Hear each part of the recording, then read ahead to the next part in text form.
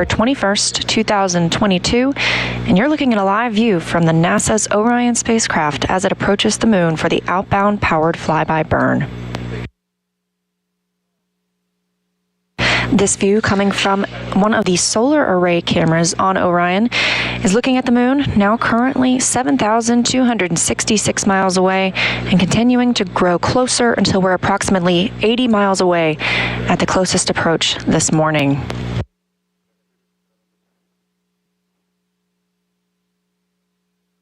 The outbound powered flyby will begin at 7:44 a.m. Eastern Time, with that closest approach targeted for 7:57 p.m. We expect to lose communication with the spacecraft as it passes behind the moon for approximately 34 minutes, starting at 7:26 a.m., but we'll stay live the entire time and await for the Goldstone ground station, part of NASA's Deep Space Network, to reacquire the satellite communication from the spacecraft once it emerges from behind the moon.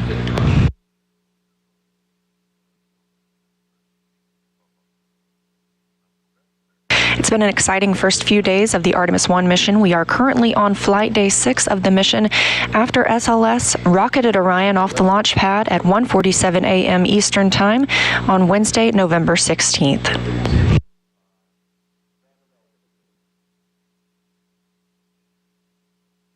Since then, we've seen several successful outbound trajectory correction burns.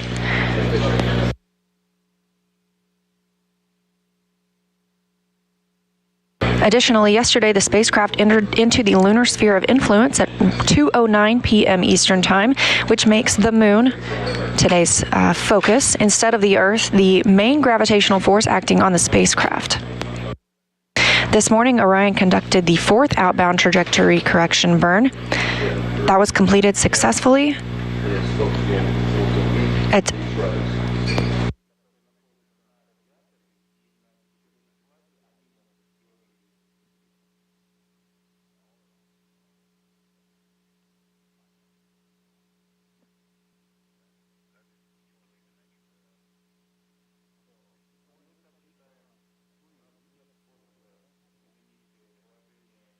outbound trajectory correction burn was completed successfully this morning at 1:44 a.m. Eastern Time.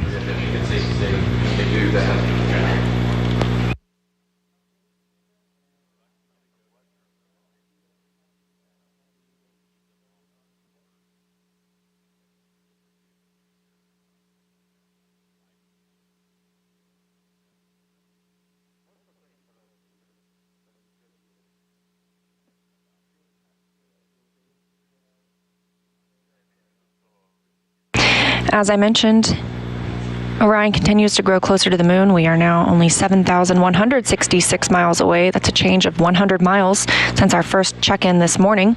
You can track Orion's place in the flight all throughout at nasa.gov/trackartemis.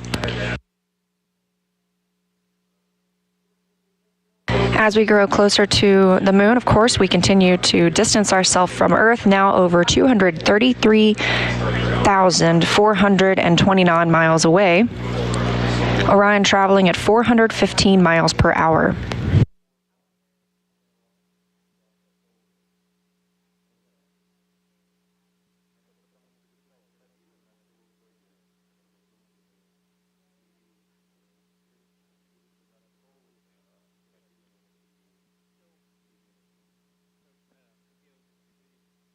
When Orion conducts the outbound powered flyby burn this morning, it will propel it, it will change the delta velocity by 586 feet per second. This is a 2-minute and 30-second burn. That's longer in comparison to some of those OTC burns we're seeing, which last typically 30 seconds or less.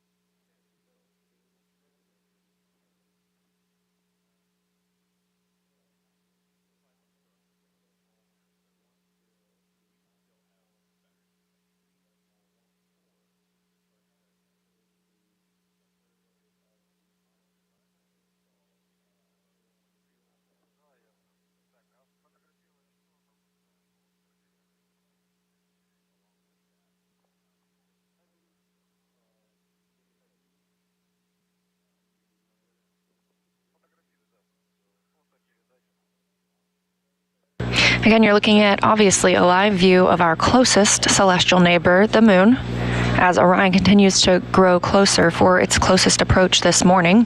The outbound powered flyby burn will begin at 7:44 a.m. Eastern Time. That's 7:44. The closest approach itself will happen at about 7:57. Will be about 80 miles above the lunar surface. The outbound powered flyby is the first of a pair of maneuvers that's required to enter a distant retrograde orbit around the moon. The second will be the distant retrograde insertion maneuver.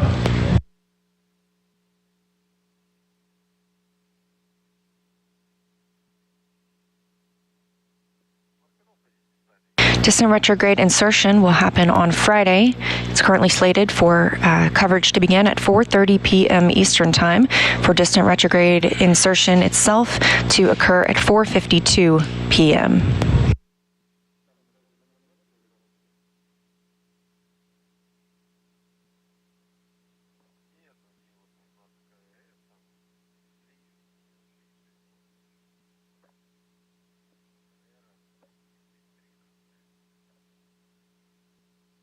Just yesterday, we entered the lunar sphere of influence at 2:09 p.m. Eastern Time. We'll remain in that sphere of influence, meaning the moon has the greatest gravitational pull on Orion until we prepare for distant retrograde insertion. So we anticipate to exit the gravitational sphere of influence of the moon on Thursday, November 24th.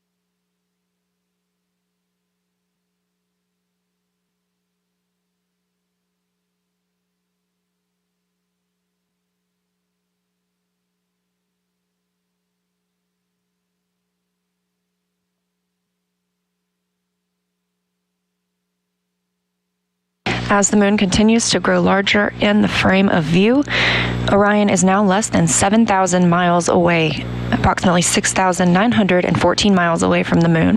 This animation, again, you can watch on nasa.gov/track Artemis any time of the day or night. The spacecraft is traveling 438 miles per hour.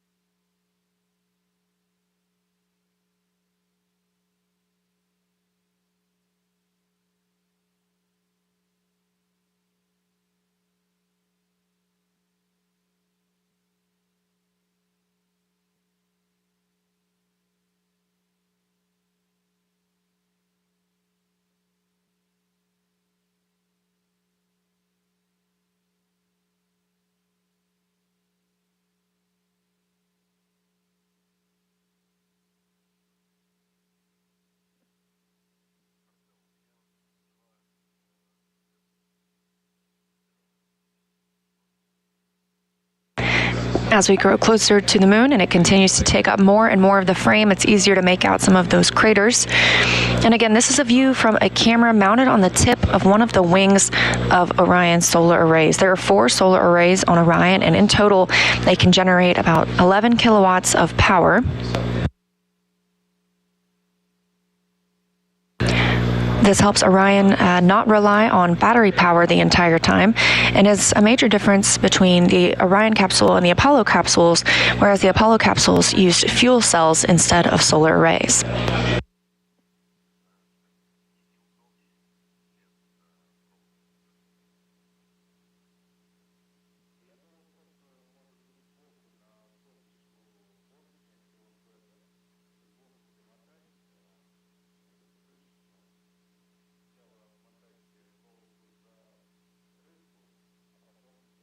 We're now 6,700 miles away from the moon. Orion is traveling 456 miles per hour.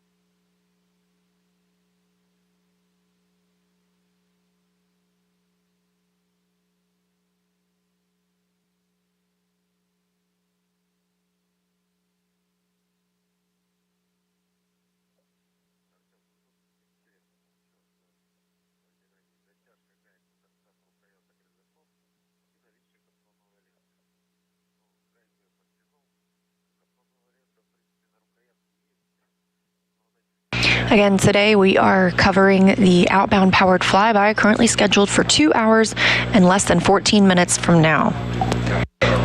That'll be at 7:44 a.m. Eastern Time. We'll be targeting that closest approach at 7:57 a.m. when Orion will be about 80 miles above the lunar surface.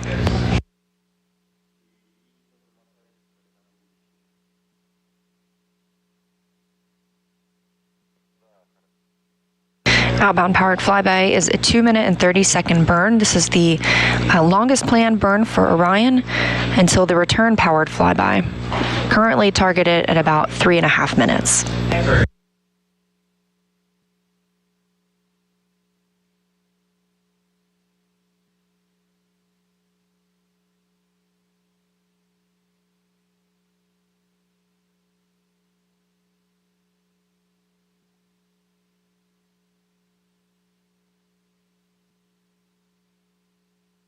While the outbound powered flyby burn sets us up for the distant retrograde insertion maneuver, the return powered flyby will instead prepare us and put us on the proper trajectory for our splashdown.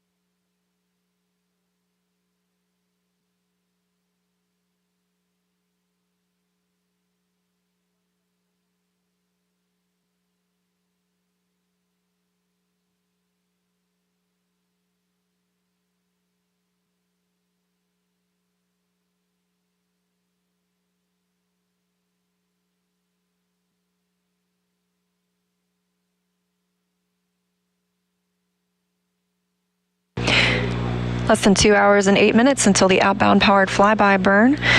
The outbound powered flyby burn is scheduled for 7:44 a.m. Eastern Time, when Orion will be 328 statute miles above the moon, traveling at 5,023 miles per hour. That's in contrast to the current positioning. Orion is 6,400 miles away from the moon, traveling 487 miles per hour. At the time of closest approach, Orion will be 81 statute miles above the moon, traveling at 5,101 miles per hour. Again, we're tracking closest approach for 6:57 a.m. Central Time, 7:57 a.m. Eastern.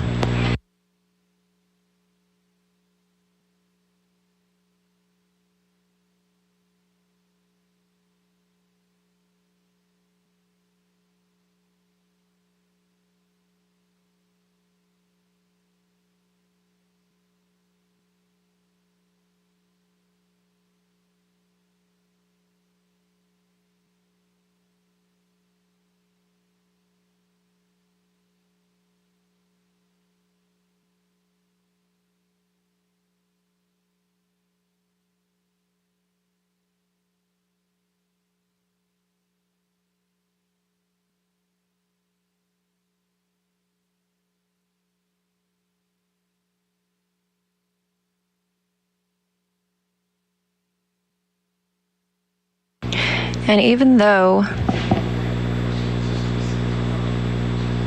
Orion will be passing around the far side of the moon today, we are currently at 233,349 miles away from Earth. This will not be our greatest distance from Earth during the mission. That will occur when Orion is in the distant retrograde orbit on next Monday, November 28th at 3:05 p.m. Central Time, 4:05 p.m. Eastern at 268,552 miles.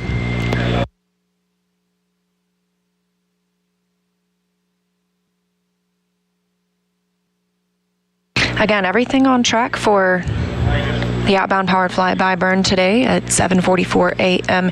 Eastern Time. Orion now less than 6,300 miles away from the moon, moving at almost 500 miles per hour.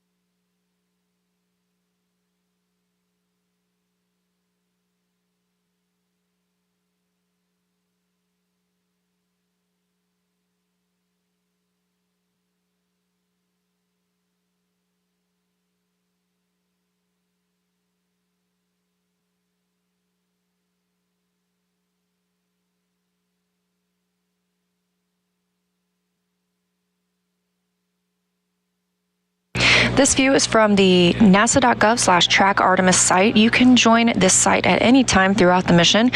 We are keeping you updated 24/7 as we continue our journey around the moon and back to Earth. You'll be able to track the velocity, distance from the Earth, and distance to the moon at any time you choose.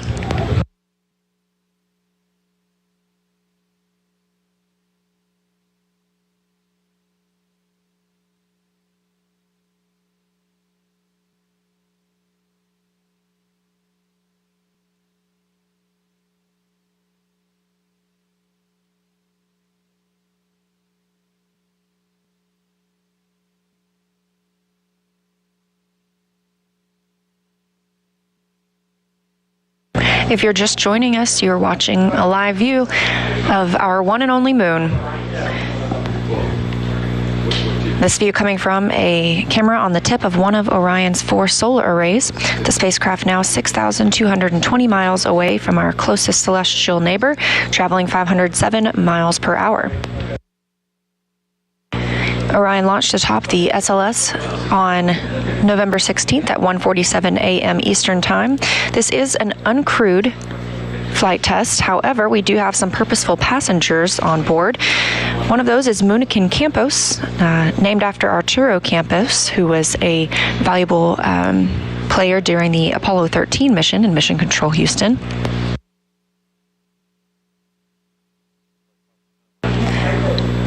Commander Munikin Campos is a mannequin that will allow us to measure radiation, acceleration, and vibration data throughout the mission. The info gathered from him and the other two Phantom mannequins, Helga and Zohar, will help us prepare for future crewed missions.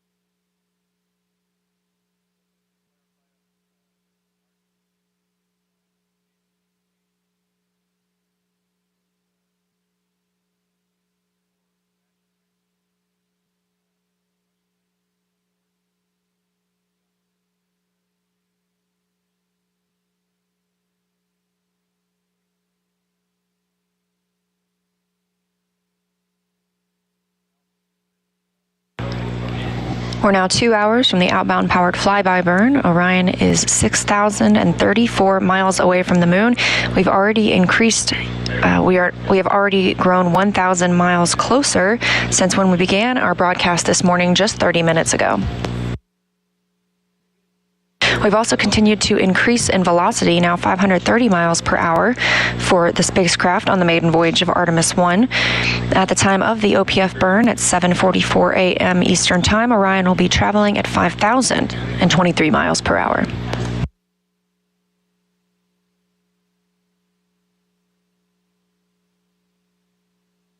The mission management team gave the go for Orion to conduct the outbound powered flyby maneuver on Saturday during their daily meeting. Teams are tracking no issues that would prevent the spacecraft from entering into distant retrograde orbit.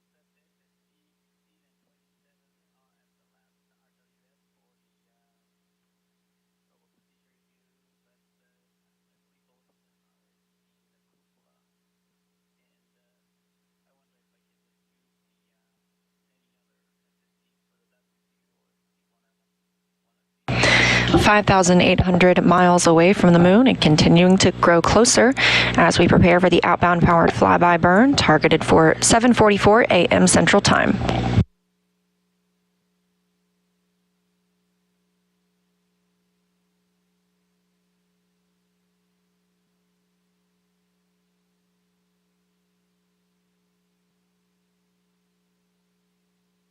Again, the outbound powered flyby burn is the first of a pair of maneuvers that we need to enter that distant retrograde orbit beyond the moon.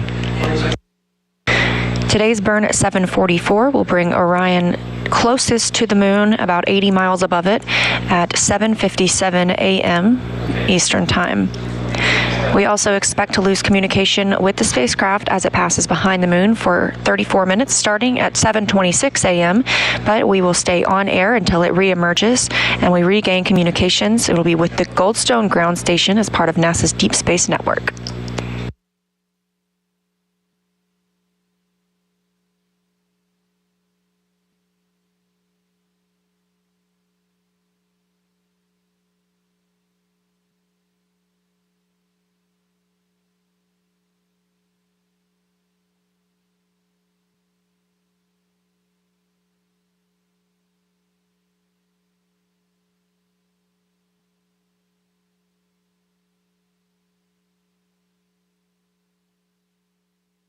Orion entered the lunar sphere of influence yesterday at 2:09 p.m. Eastern Time. That means the moon instead of the Earth is the main gravitational force acting on the spacecraft. Additionally, this morning, Orion completed the fourth outbound trajectory correction burn. These are pre-planned burns to keep Orion on course throughout the mission. And that fourth burn was executed at 1:44 a.m. Eastern Time. We are targeting 7:44 a.m. for the outbound powered flyby.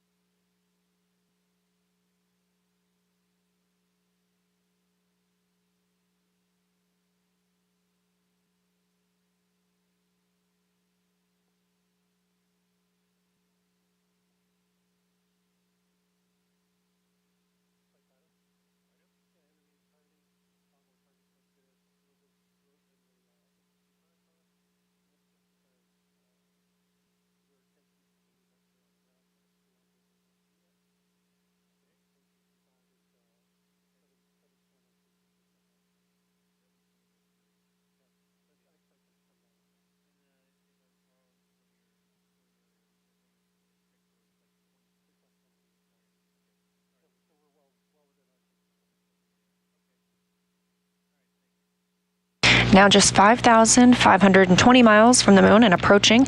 Again, this is nasa.gov/track Artemis. You can keep up with Orion's mission and its location during the flight at any time.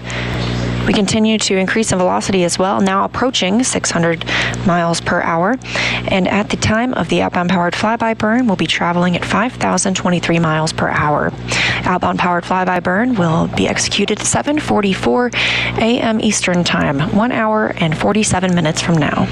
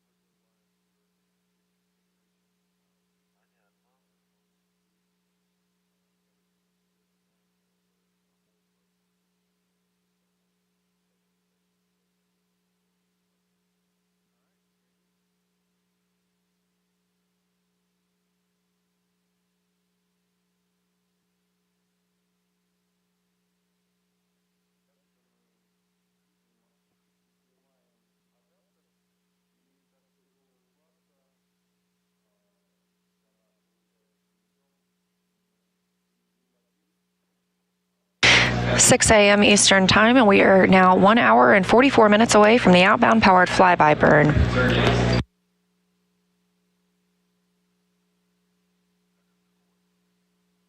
Orion is now 5,335 miles away from the moon and continuing to grow closer.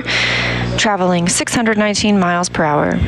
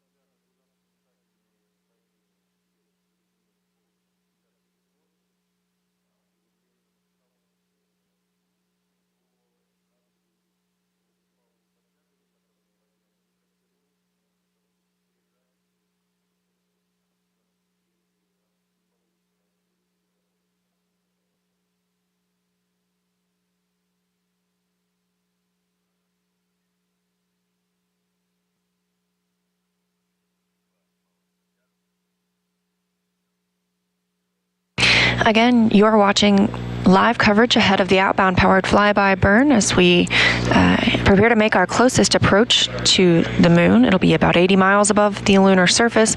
This is the second burn that will be executed this morning. The first occurred successfully at 1:44 a.m. Eastern Time. That was the OTC-4 burn, which stands for Outbound Trajectory Correction Burn, ensuring Orion is on the proper path for its future mission.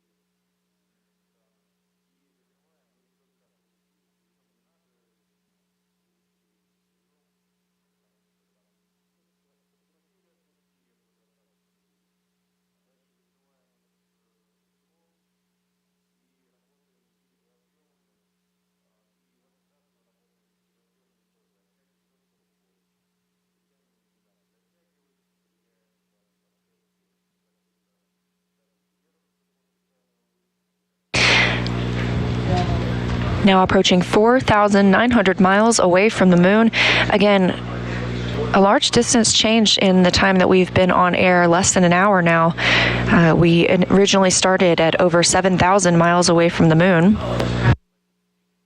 We're traveling at 684 miles per hour.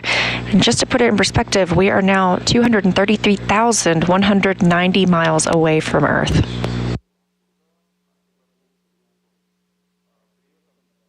This is all in preparation for the outbound powered flyby burn. That'll be at 7:44 a.m. Eastern, 1 hour and 34 minutes from now. Teams are tracking no issues ahead of the outbound powered flyby burn. This is the first of two maneuvers that will put us in the distant retrograde orbit beyond the moon.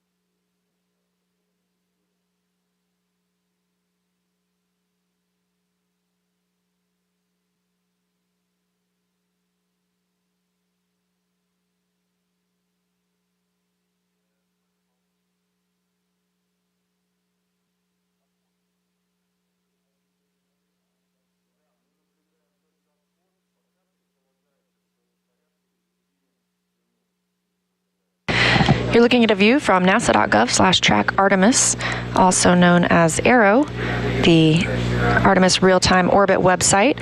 You can log on at any time, day or night, and any phase of the mission and check out what Orion is doing and where it is in relation to the moon and the Earth.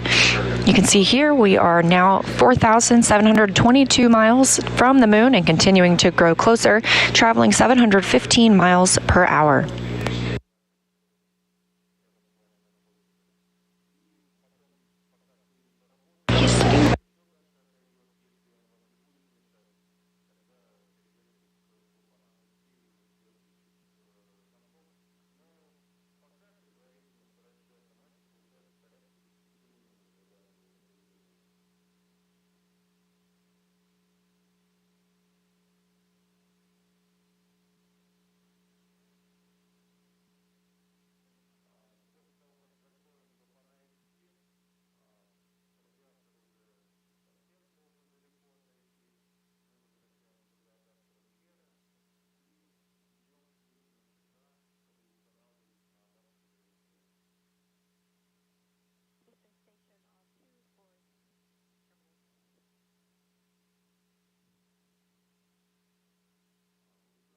Now less than an hour and a half until the outbound powered flyby burn. Again, this is a 2-minute and 30-second burn. It'll take place around the far side of the moon and commits Orion to entry into distant retrograde orbit. There's a second part that's necessary, the distant retrograde insertion burn. That'll happen on Friday, November 25th, and that'll put us in the proper distant retrograde orbit.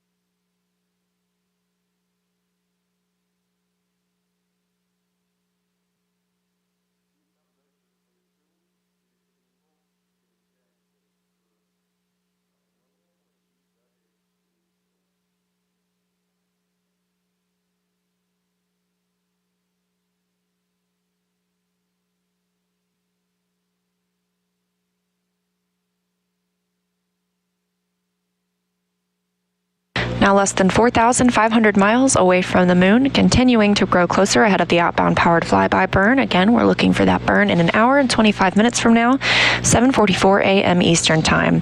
Orion is traveling at 757 miles per hour. This is a live view from the spacecraft itself. It is from a camera mounted on one of the solar array wings. We will lose communication with the spacecraft as it passes behind the moon. That loss of communication will occur for approximately 34 minutes, and again, we're tracking that here. That loss of communication will start at 7:26 a.m., so 1 hour and 7 minutes from now. We'll remain on air throughout the time that Orion is out of reach from our satellites here on Earth.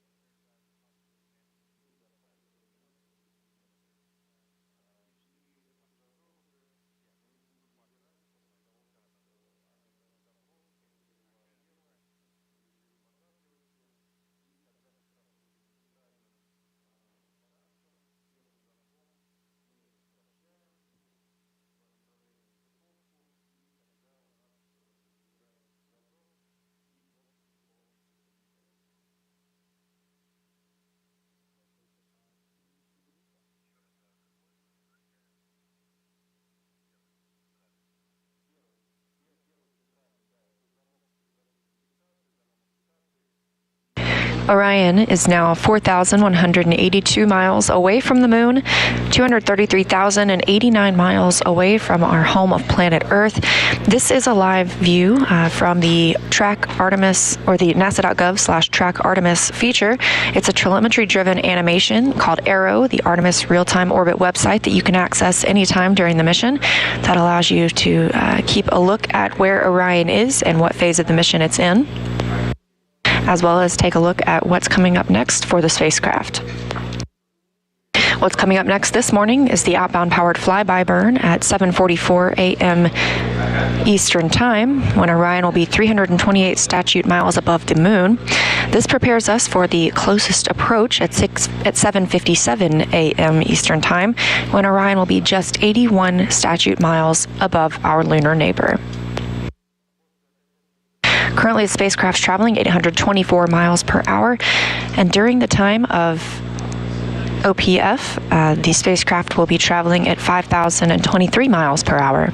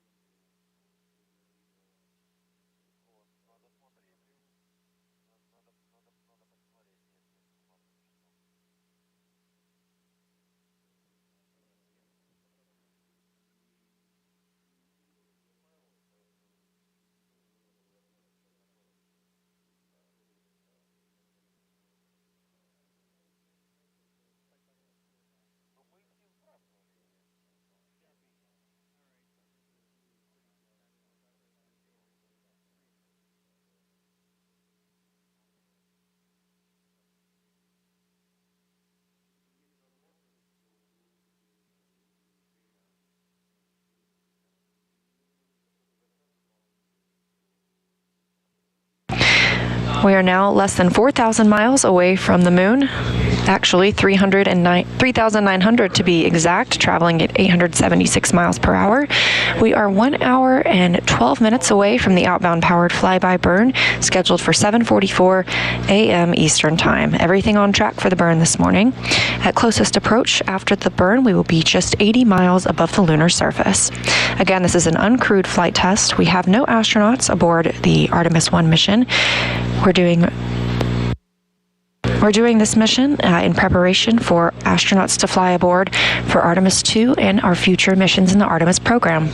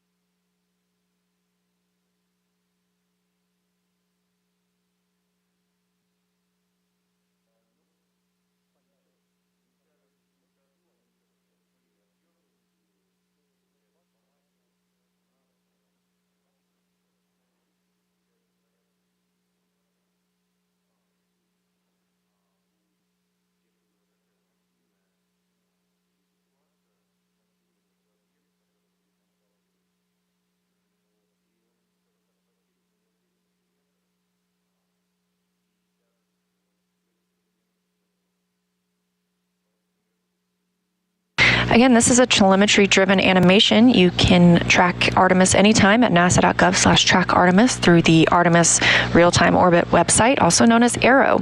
That'll give you the stats on the spacecraft, as well as where we are during the mission. This is live any time of the day or night, so when we're not on air, you can still keep up with where Orion is.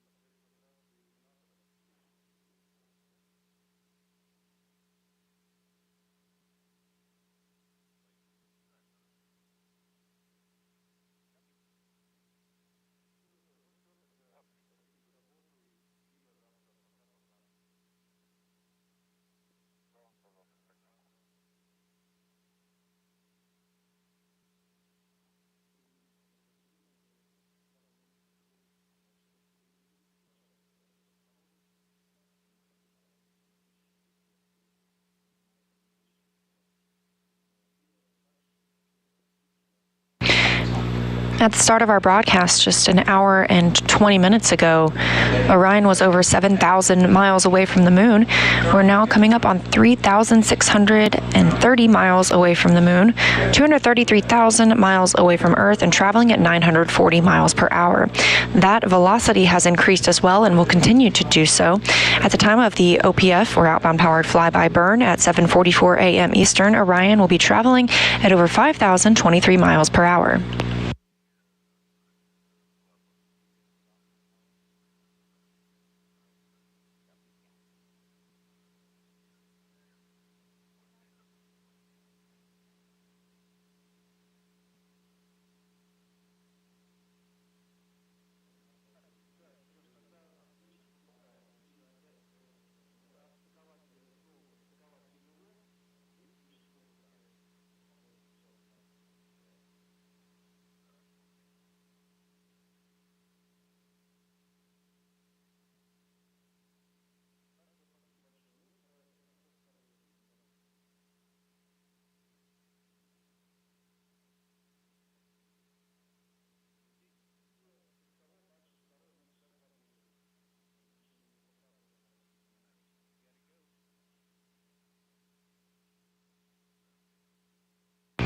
We're tracking outbound powered flyby burn to take place 1 hour and 6 minutes from now.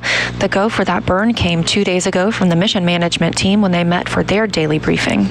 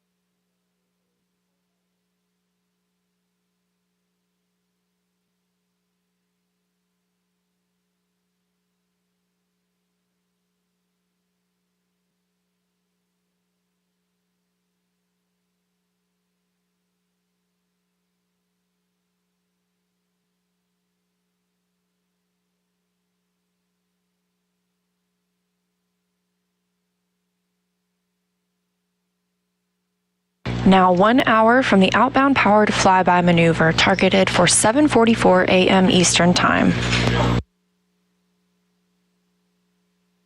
Orion is 3,300 miles away from the moon, traveling 1,025 miles per hour.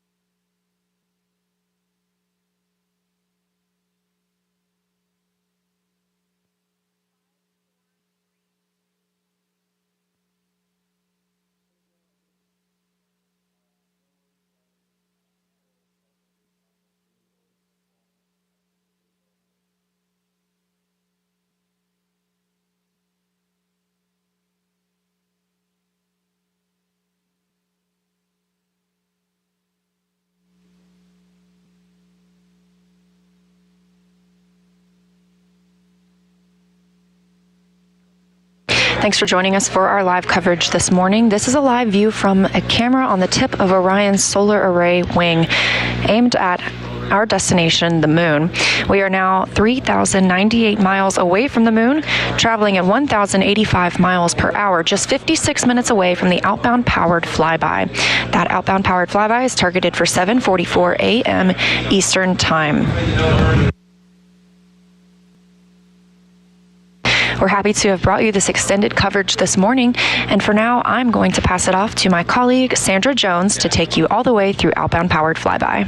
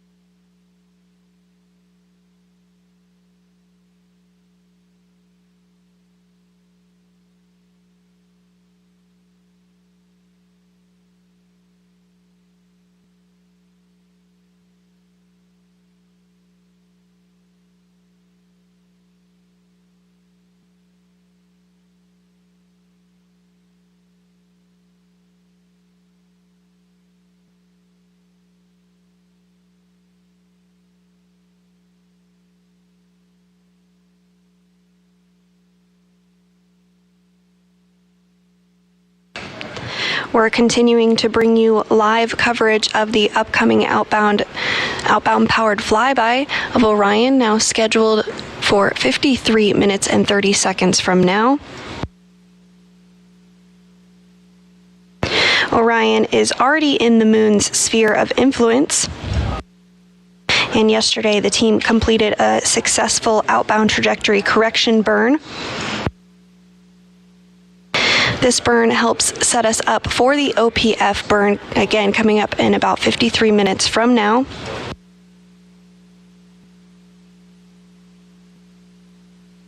At the time of the OPF burn, Orion will be 328 statute miles above the moon.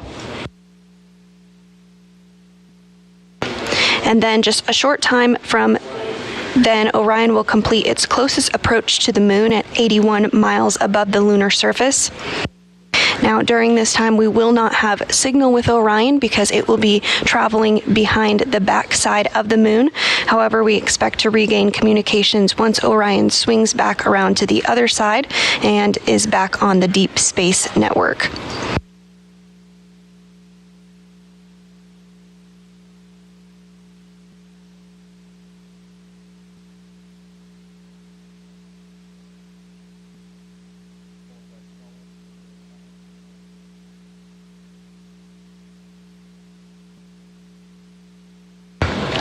The outbound powered flyby will send Orion close enough to the lunar surface to leverage the moon's gravitational force and swing the spacecraft once around the moon toward entry into what we call a distant retrograde orbit.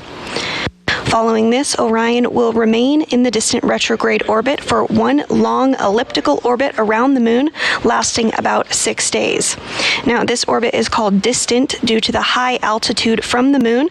It's about 40,000 miles past the moon in its orbit, which is actually 30,000 miles farther than the previous record set during Apollo 13. And this will be the farthest in space any spacecraft built for humans will have ever flown. This orbit is also called retrograde because Orion will be traveling around the moon opposite the direction the moon travels around the Earth.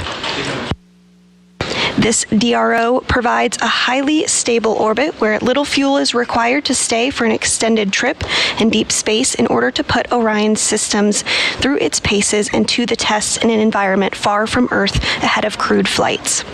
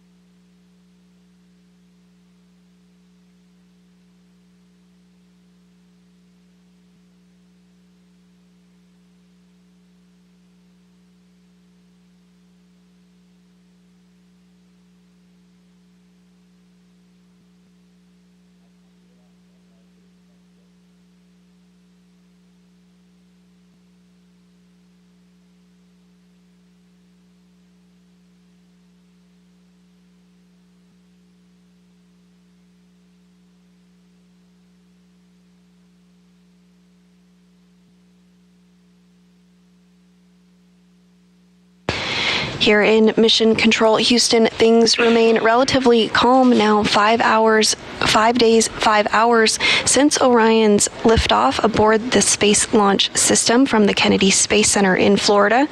The next major milestone that we're tracking ahead of today's burn will be a go-no-go poll where Flight Director Rick LeBrode will poll the team here in Mission Control on key systems required for the upcoming burn.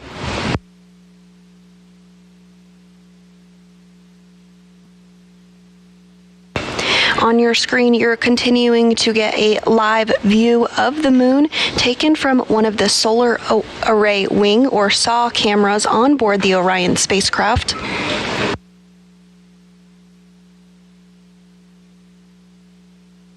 Orion is traveling at 1,248 miles per hour and is only 2,600 miles away from the moon at this time. Again, upon closest approach, Orion will be about 80 miles off of the surface of the moon. Now, we will be in that anticipated and expected loss of signal during that closest approach. However, we do expect to regain signal with Orion just about 2 minutes after the closest approach, where we will regain communications with the vehicle.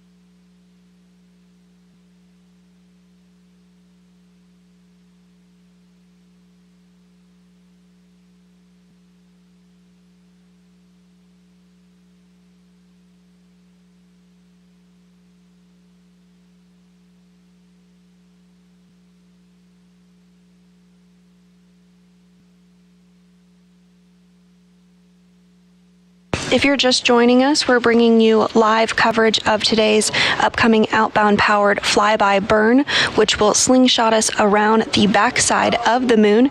You are continuing to get views of the moon in real time here on your screen from a solar array wing camera on board Orion. Today's burn will take place with the Orbital Maneuvering System, or OMS engine. This engine has been used several times throughout Orion's 5-day journey to the moon. This is that large engine located on the bottom of the service module. And the engine can provide 6,000 pounds of thrust. Today's burn will last 2 minutes and 30 seconds, but the burn can be used for burns lasting up to 16 minutes in length.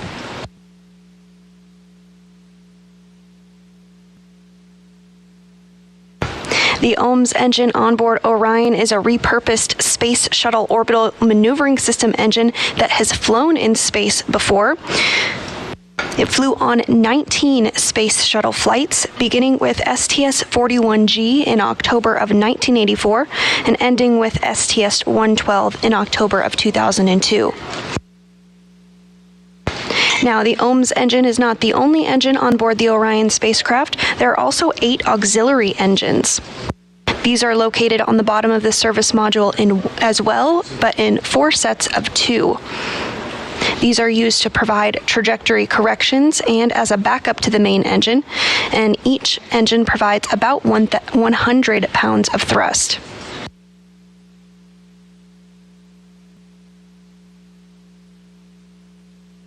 In total, there are 33 engines aboard Orion, and here on your screen you are getting a quick glimpse of planet Earth.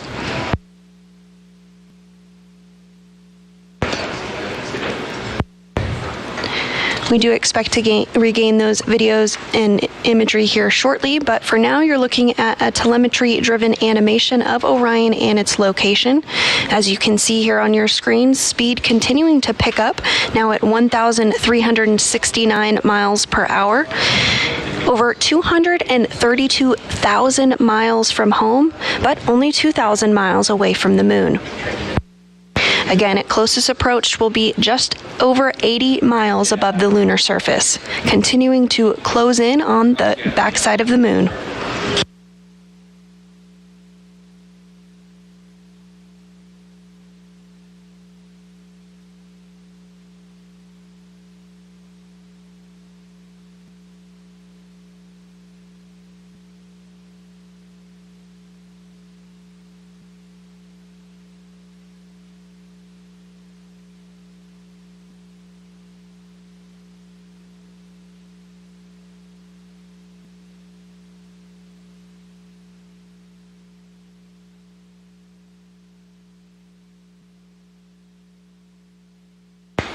At this time, we're 15 minutes away from the planned go, no-go poll, where Flight Director Rick LeBrode will poll the team here in Mission Control ahead of today's upcoming outbound-powered flyby burn.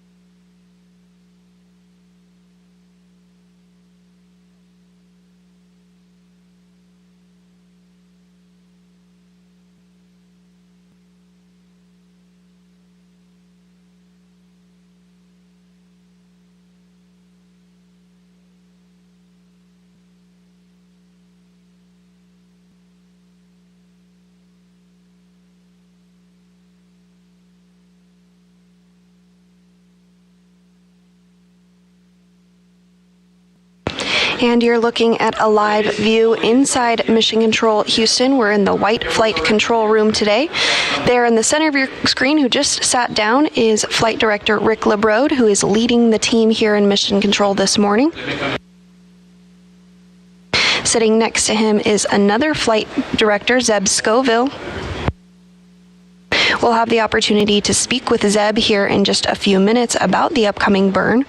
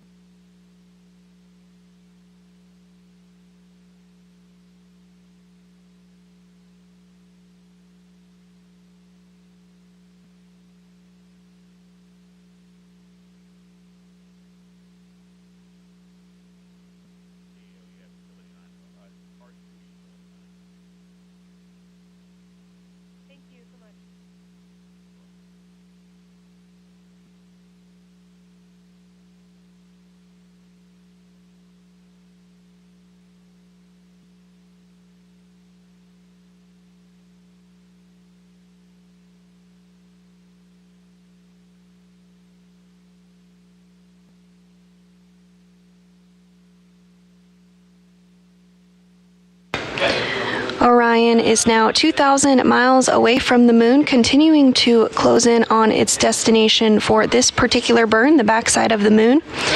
The outbound powered flyby is the goal of today's operation.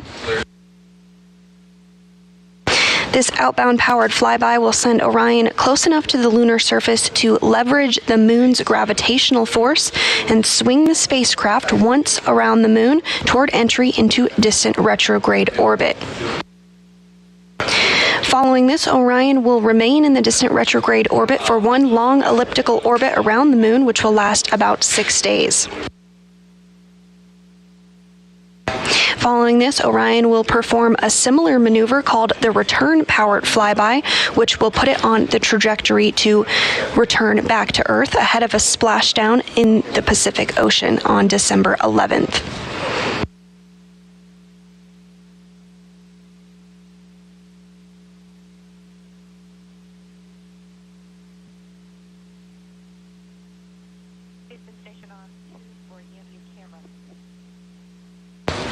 Now, the first time a NASA vehicle flew behind the backside of the moon with crew on board was first done during Apollo 8. And here you are looking at a live view of the Orion spacecraft from the solar array wing with the moon in the distance of the screen, the Earth in the distant frame of the screen, and the moon up close. Again, we are now less than 2,000 miles away from the moon, but over 200,000 miles away from planet Earth.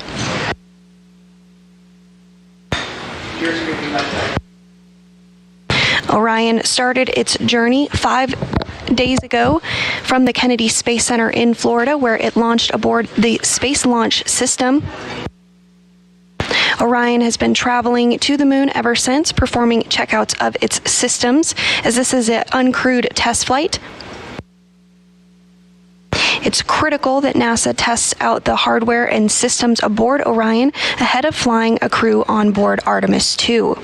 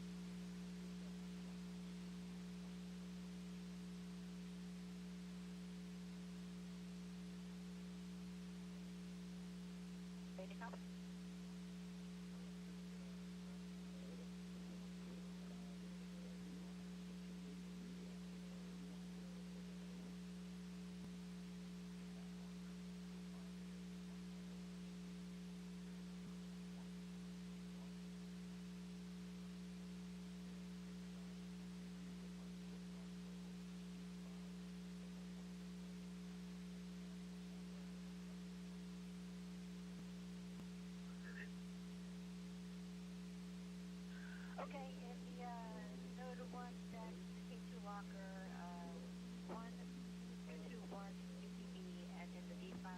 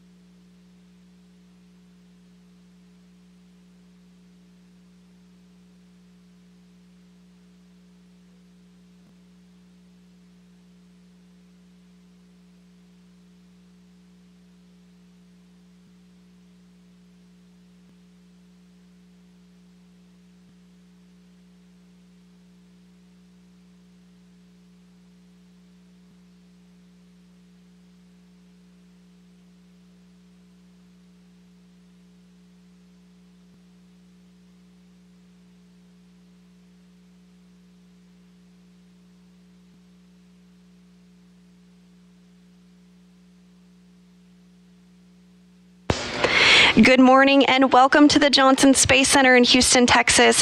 I'm NASA's Sandra Jones, and we're bringing you live coverage from Mission Control Houston of the upcoming Outbound powered flyby, in which Orion will fly behind the moon and perform a burn utilizing the orbital maneuvering system engine, which was checked out on Tuesday following launch of Orion atop the Space Launch System. The engine has been performing well and has completed a series of additional expected trajectory correction burns, and all spacecraft systems are performing well now over 5 days into the flight of Artemis I. Today, we're in the white flight control room where Flight Director Rick LeBrode is leading the team on console for today's flyby and burn. Just moments ago, Flight Director Rick LeBrode polled the team here in Mission Control, and we are go for the OPF burn. We do expect to lose signal of Orion as it travels behind the backside of the moon, as the moon will be blocking the direct sight to the Deep Space Network. We're tracking that loss of signal to begin just about 10 minutes from now at 6:25 a.m. Central and will last just over 34 minutes. While in the loss of signal, the outbound powered flyby will take place with the orbital maneuvering system engine at 6:44 a.m. Central. The outbound powered flyby will send Orion close enough to the lunar surface to leverage the moon's gravitational force and swing the spacecraft once around the moon toward entry into distant retrograde orbit. Following this, Orion will remain in the distant retrograde orbit for one long elliptical orbit around the moon, lasting about 6 days.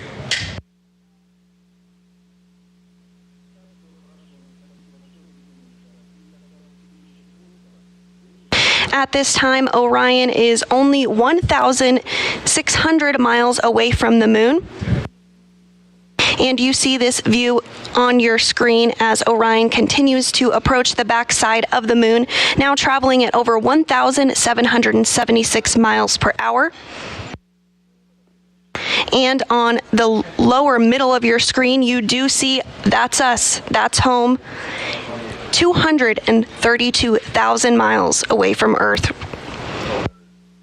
Orion launched from the Kennedy Space Center in Florida 5 days ago.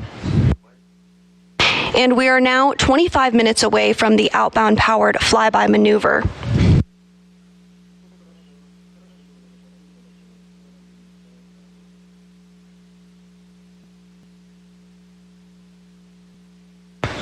Today's burn will occur with the Orbital Maneuvering System, or OMS engine, which has been used several times already in Orion's flight. The OMS engine is located on the bottom of the service module and is the largest engine aboard Orion. It can provide 6,000 pounds of thrust and is equipped to help steer the spacecraft, and can be used in some abort cases if necessary to safely return Orion to Earth. Now, today's burn will last for 2 minutes and 30 seconds, but the OMS engine can fire for up to 16 minutes. The OMS engine is a repurposed Space Shuttle Orbital Maneuvering System engine that has flown in space several times before, 19 times in fact, beginning on Space Shuttle Flight STS-41G in October of 1984 and ending with STS-112 in October 2002.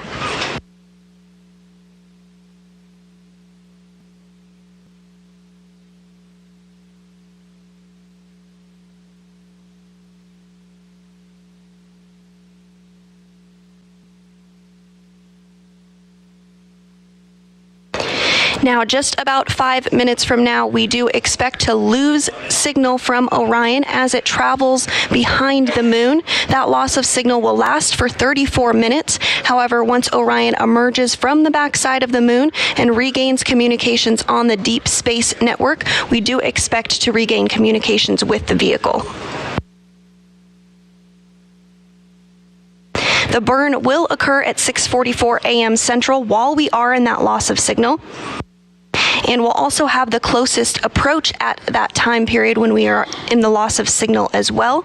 That closest approach at 6:57 a.m. Central, when Orion will be just 81 miles above the lunar surface.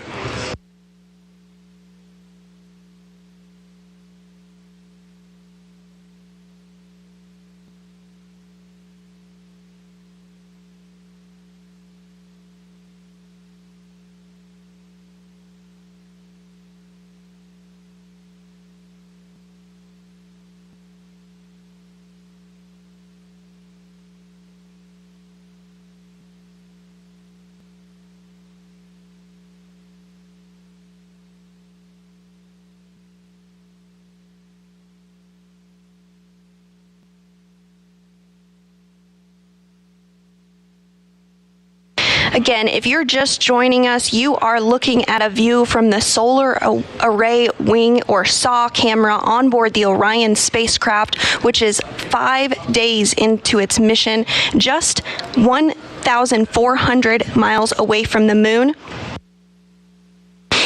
We'll continue to see the moon grow larger in the frame here in the next couple of minutes before we do lose signal from Orion as it flies behind the moon. Now you are seeing the Earth, you are seeing home, you are seeing yourself in that image right there, as Orion is 232,000 miles away from planet Earth.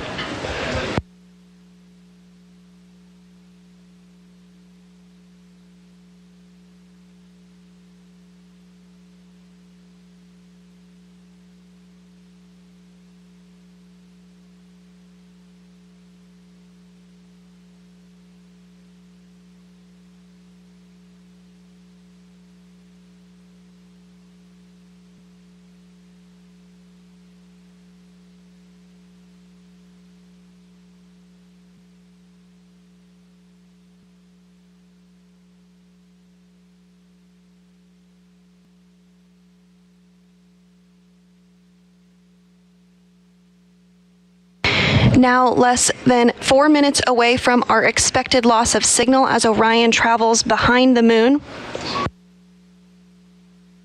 While behind the moon, Orion will perform the outbound powered flyby, which the team here in Mission Control is ready for.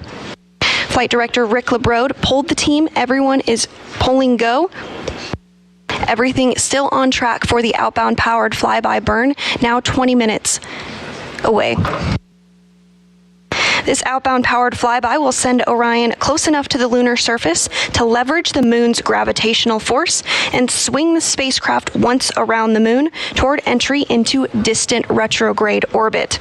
Following this, Orion will remain in the distant retrograde orbit for one long elliptical around the moon, which will last about 6 days. Now, this is different than what was done during the Apollo program when the spacecraft orbited much closer to the moon. Now, this orbit is called distant due to the high altitude from the moon. It's about 40,000 miles past the moon in its orbit. This is actually 30,000 miles farther than the previous record set during Apollo 13 and will be the farthest in space any spacecraft built for humans will have ever flown. This orbit is called retrograde because Orion will travel around the moon opposite the direction the moon travels around Earth. Distant retrograde orbit provides a highly stable orbit where little fuel is required to stay for an extended trip in deep space and allows the opportunity to put Orion's systems to the test in an environment far from Earth. We are now less than 2 minutes away from our anticipated loss of signal as Orion travels behind the moon.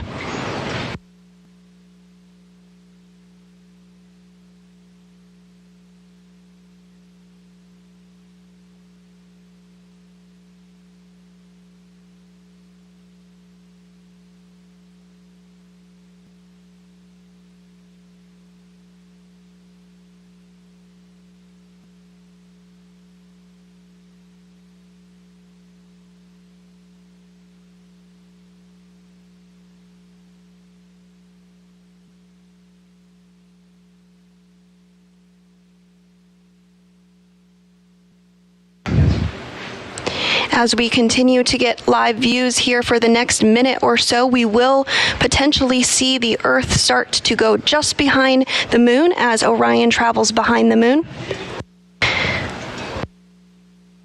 We will not have Earth views, of course, because the moon will be blocking the Orion spacecraft. However, we do anticipate an acquisition of signal at 6:59 a.m. Central. It's about a 34-minute loss of signal, at which point we hope to regain communications with the spacecraft.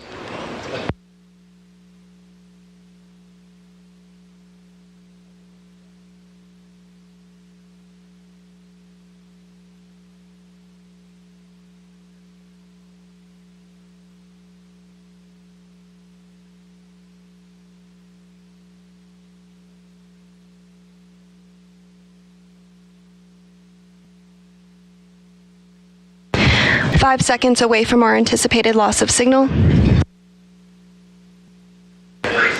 and we do have loss of signal. Again, this is a 34-minute, 4-second loss of signal.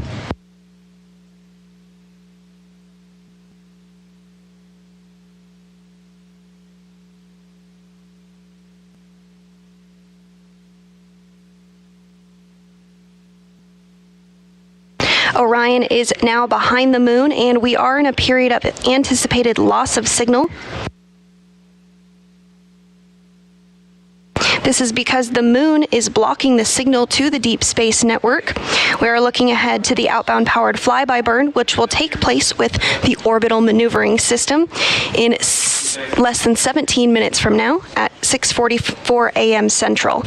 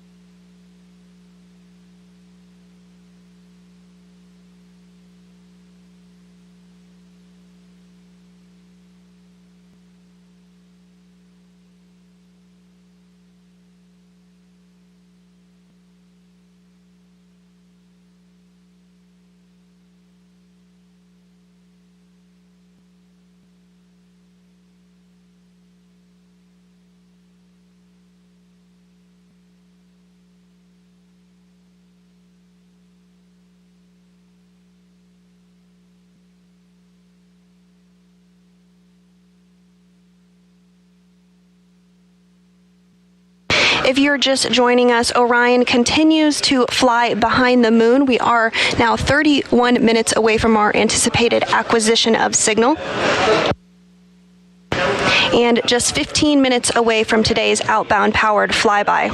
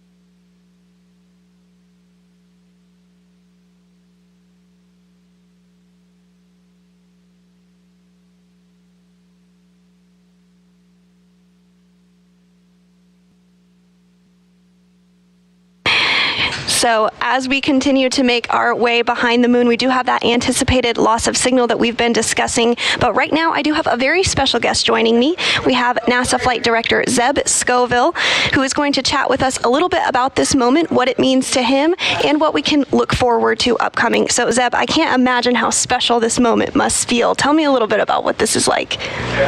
This is one of those days that you've been thinking about and dreaming about for a long, long time. I remember when I was a kid just dreaming about being an astronaut and going to work at NASA, and when I got here we were flying shuttle and we were building a space station and flying it, and you know, that is an incredible vehicle, but on the horizon was always how humanity was going to get back to the moon. And this morning we just saw the Earth set behind the moon as we take the next human-rated vehicle around the moon, preparing to bring humans back there within a few years. This is a game changer.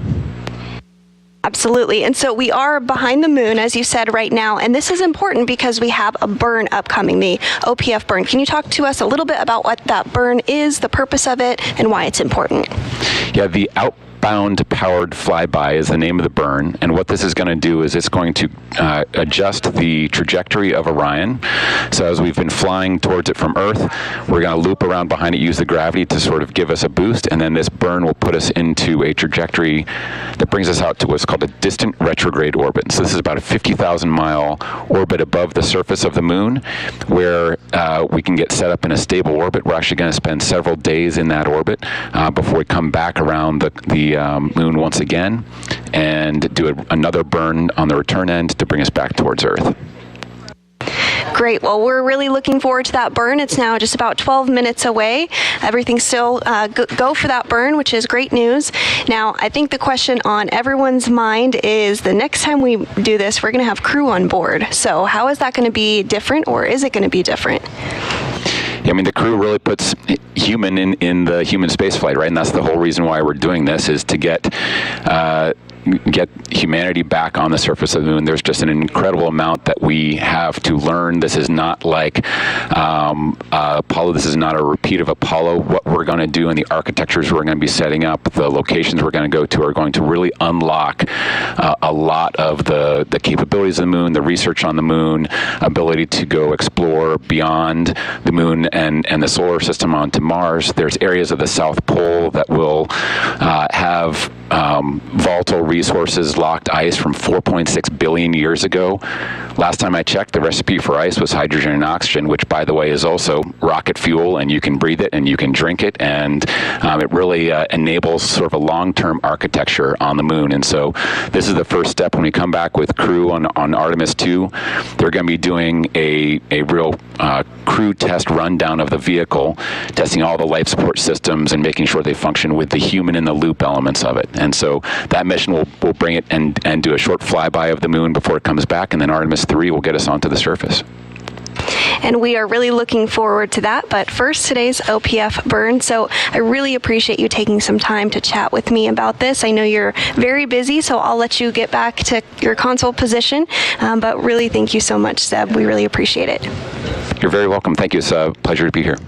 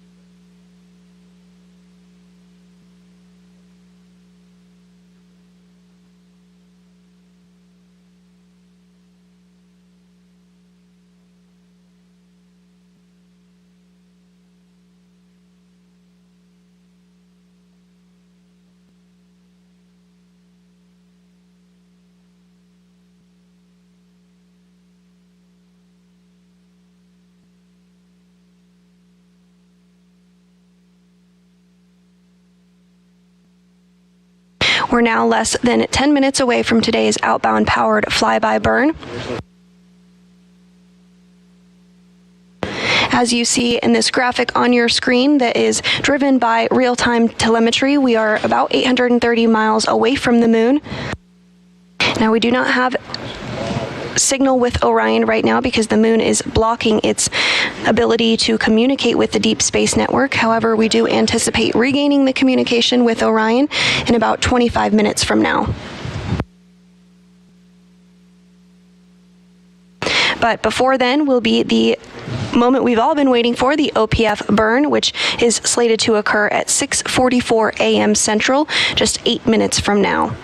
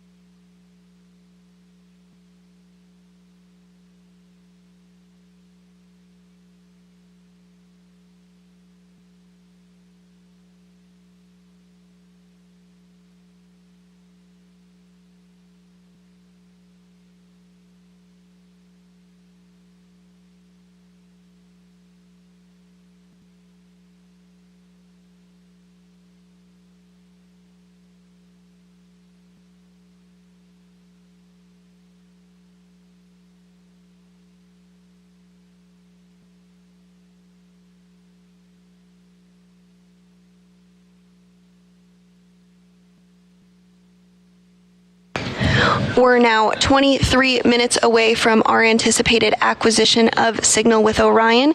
Again, the vehicle continues to fly behind the moon. It is now 764 miles above the lunar surface, but at the time of closest approach will be 81 miles above the surface. Now, we do have the outbound powered flyby burn coming up in about 6 minutes and 40 seconds from now. But this maneuver was first done during Apollo 8 on Christmas Eve 54 years ago. Apollo 8 was the first crewed spacecraft to leave low Earth orbit and the first human spaceflight to reach the moon. The crew of Frank Borman, James Lovell, and Bill Anders orbited the moon 10 times without landing before splashing down on December 27, 1968. While Apollo 8 completed 10 orbits around the moon, about 60 miles above the surface, once Orion emerges from the far side of the moon, it will slingshot out to distant retrograde orbit about 30,000 miles away from the Earth. This orbit is critical for key tests and to evaluate how Orion performs in deep space, and this will be the furthest any human-rated spacecraft will have ever traveled away from Earth. But for now, let's take a quick look back on that historic Apollo 8 mission now. Well, Apollo 8 originally was an Earth orbital mission exercising the Lunar module. But the Lunar module was way behind. The people in NASA came up with the idea of moving Apollo 8 to a lunar orbital mission. Why don't we send the command service module of Apollo 8 to orbit the moon, and we can learn a lot about the communication system, the navigation system, how the moon's gravity would affect the orbiting spacecraft, look for suitable landing spots. Well, I got into the big Saturn V. This would be the first time that man had actually launched on a Saturn V. So I thought to myself after this 4 months of heavy training, I said, you know, I'm actually going to go to the moon.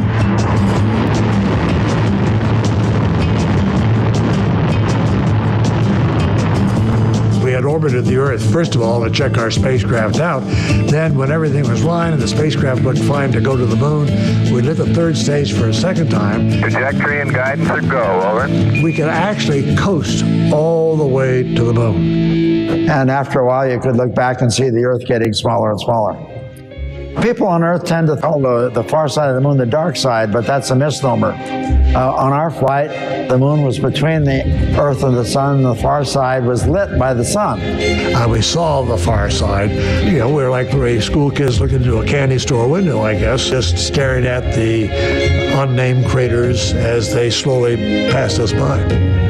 We were busy shooting pictures of the lunar surface for lunar landing sites for upcoming lunar landings. And then suddenly I looked out the window and here was this gorgeous orb coming up, and I thought, holy moly. And there over the lunar landscape was the Earth. The Earth was beautiful. It was the only thing in the whole universe that had any color. I had fought to have a long lens and color film. I didn't have a light meter, just banged off a dozen or so pictures, changing the f-stop each click.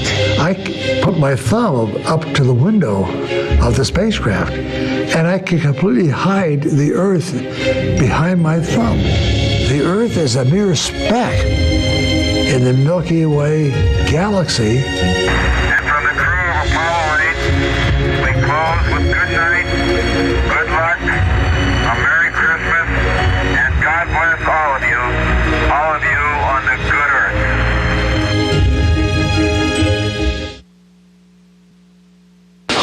If you're just joining us, Orion is currently behind the moon, and we are in a period of anticipated loss of signal as the moon blocks the signal of the deep space network.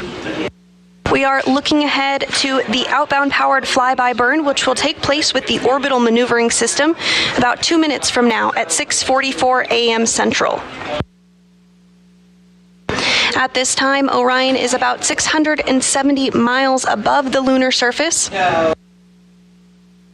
During its time of closest approach, Orion will be about 81 miles above the surface of the moon.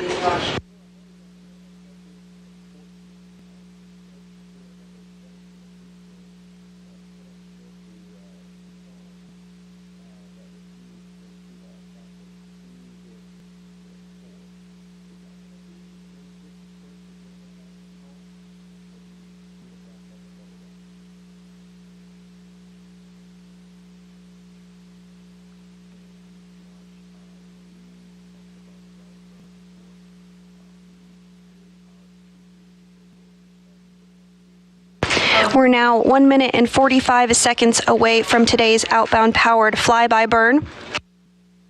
This burn will last for 2 minutes and 30 seconds.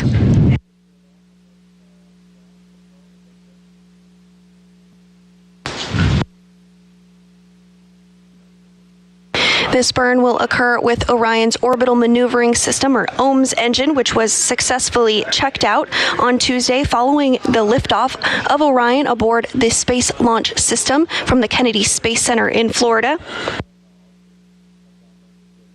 The OMS engine performing spectacularly so far. While this is the first flight for the OMS engine as a part of the Artemis program, it actually flew on 19 space shuttle flights, beginning with STS-41G in October 1984 and ending with STS-112 in October 2002. We're now just 40 seconds away from the OMS engine getting to flex its firing capabilities on the backside of the moon.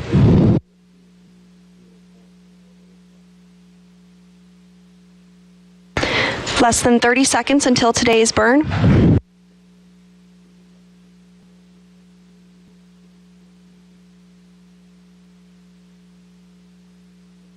"15 seconds until the burn begins.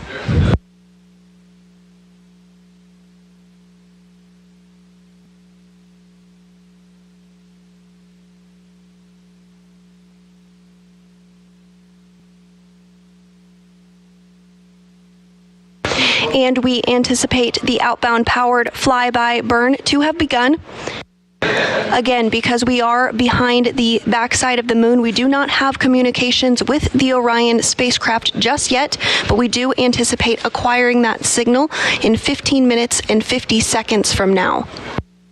At that time, we should be able to evaluate performance of the OPF burn and have some more information about how the burn went.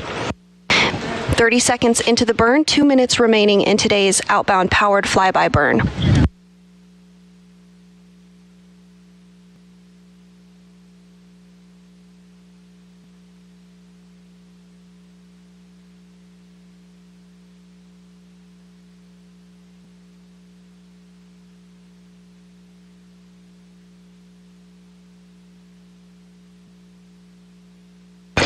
One minute into the outbound powered flyby burn.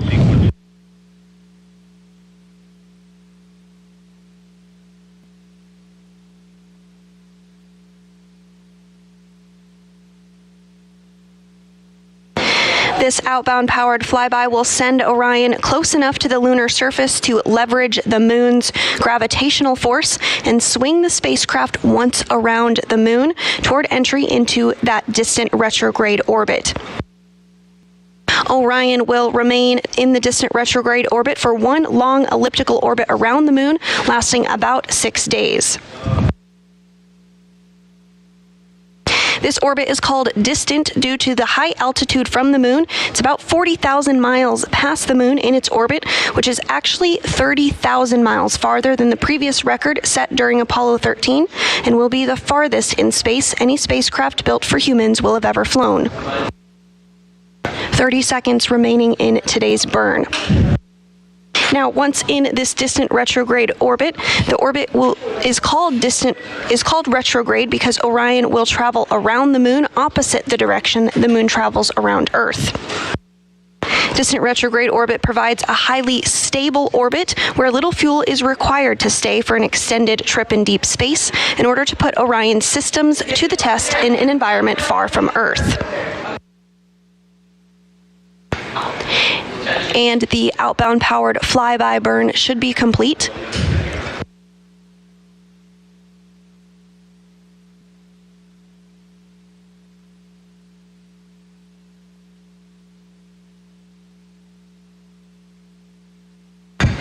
And we are less than 14 minutes away from our anticipated acquisition of our signal with Orion.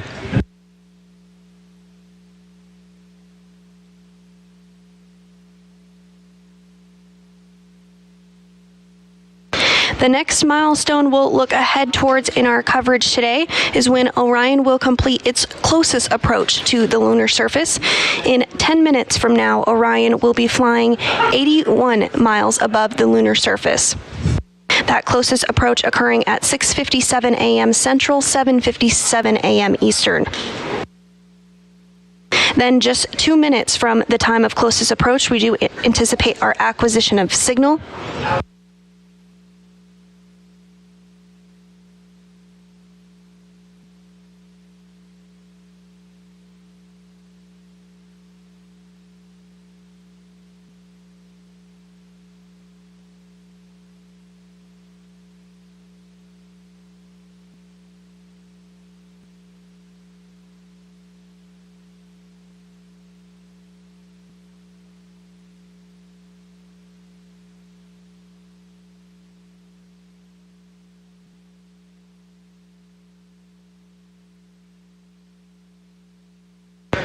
If you're just joining us, the Orion spacecraft is currently flying behind the moon. We are in a period of loss of signal due to the fact that the moon is blocking Orion's ability to communicate with the Deep Space Network, but we do anticipate gaining signal on the Deep Space Network in 11 minutes and 30 seconds from now. At 6:44 a.m. Central Time, Orion's orbital maneuvering system engine completed a 2-minute and 30-second burn. This burn is called the Outbound powered Flyby burn. Now again, because we are behind the moon, we will not be able to have data from the Orion spacecraft to evaluate how the burn performance was, but we do expect to learn a little bit more about that once we come back behind the moon.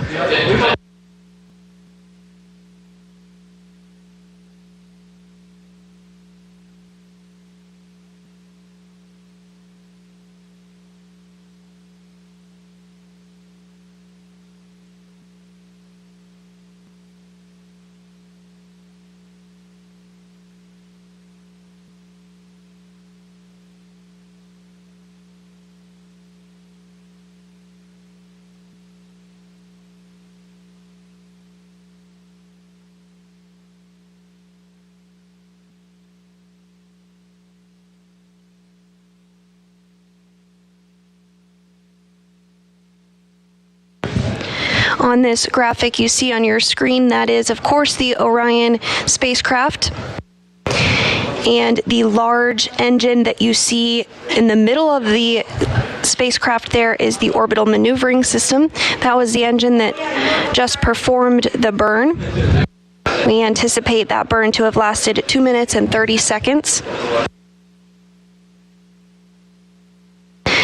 The OMS engine, or orbital maneuvering system engine, provides 6,000 pounds of thrust and can steer the spacecraft, and can be used in some abort cases to safely return Orion to Earth. And in this animation, you're also seeing some of the auxiliary engines on board Orion. These are also located on the bottom of the service module in 4 sets of 2. Each of these engines provides about 100 pounds of thrust.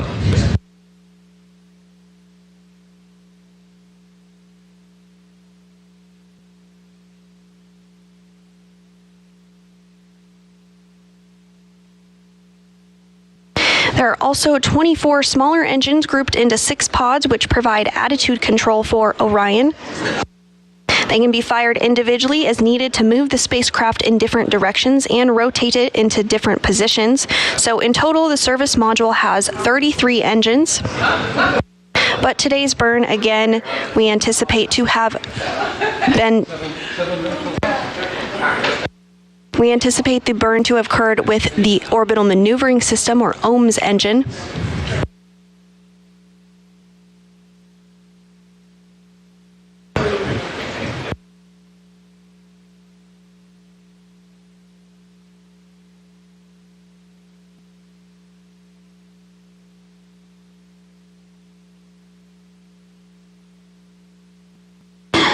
We are now 5 minutes away from Orion's closest approach to the lunar surface.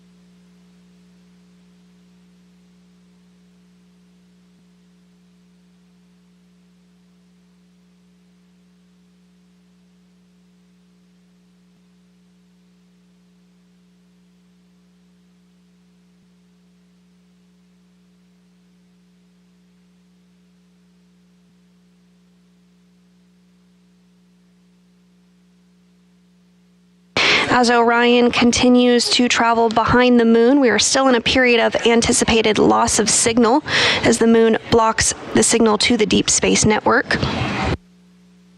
We are anticipating the acquisition of signal in less than 7 minutes from now.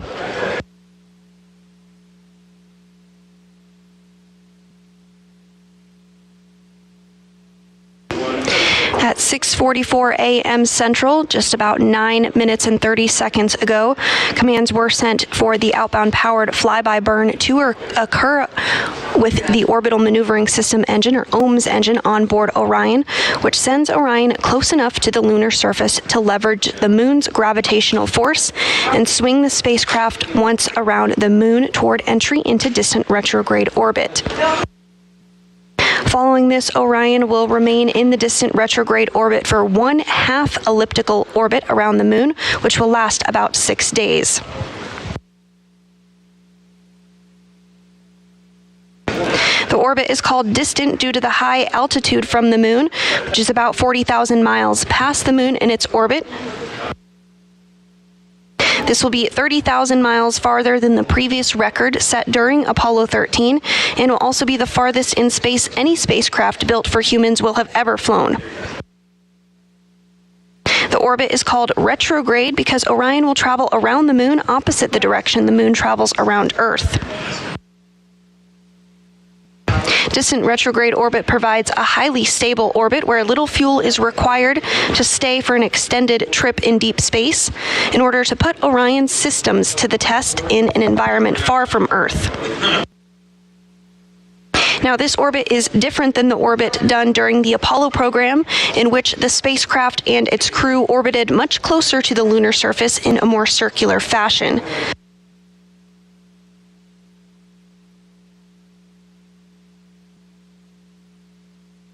Distant retrograde orbit is important because it helps us to learn about how a spacecraft functions in a deep space environment. As part of the Artemis program, the Gateway program is building a small human-tended space station which will orbit the moon and provide extensive capabilities to support NASA's Artemis campaign. Gateway's capabilities for supporting sustained exploration and research in deep space include docking ports for a variety of visiting spacecraft, space for crew to live and work, and onboard science investigations to study heliophysics, human health, and life sciences, among other areas.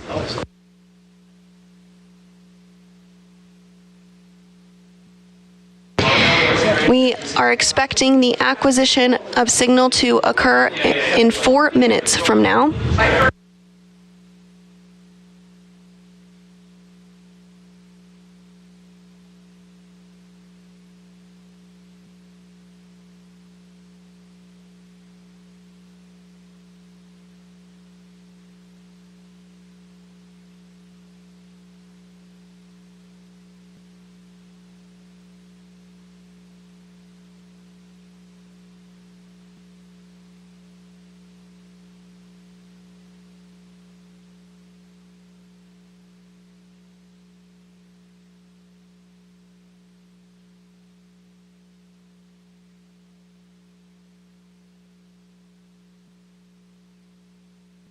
At this time, we do expect Orion to be completing its closest approach to the lunar surface. Orion should be just about 81 miles above the surface of our closest celestial neighbor.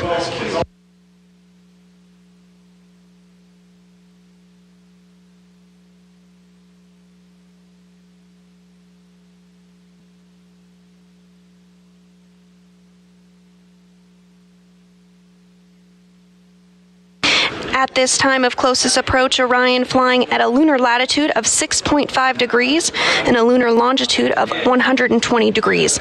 Orion is fairly close to the equator at this time.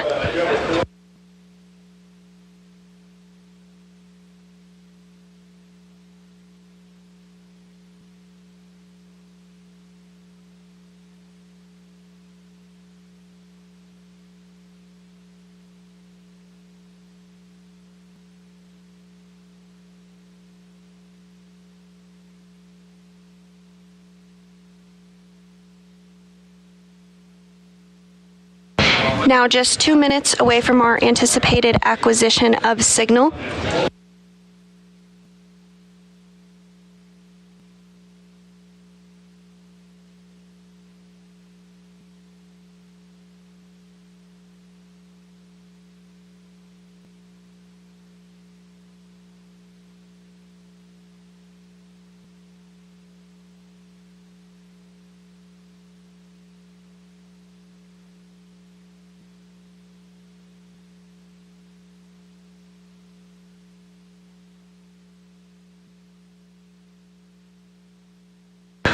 One minute and 30 seconds until the anticipated acquisition of signal. Again, Orion is currently flying behind the backside of the moon, having completed its closest approach at 6:57 a.m. Central, just 81 miles above the lunar surface.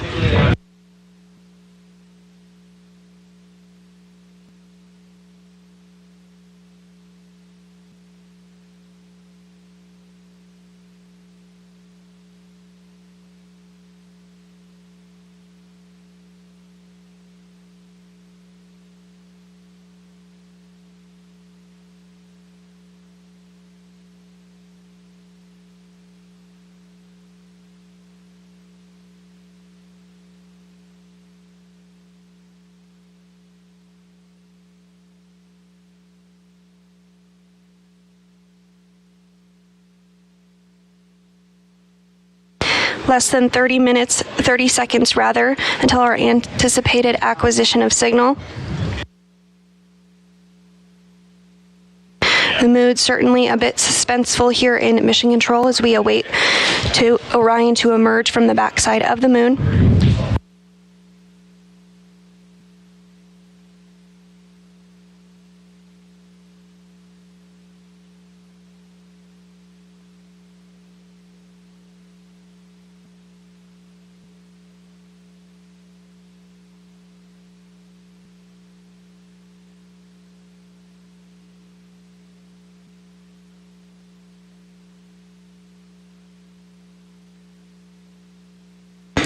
We're standing by for acquisition of signal.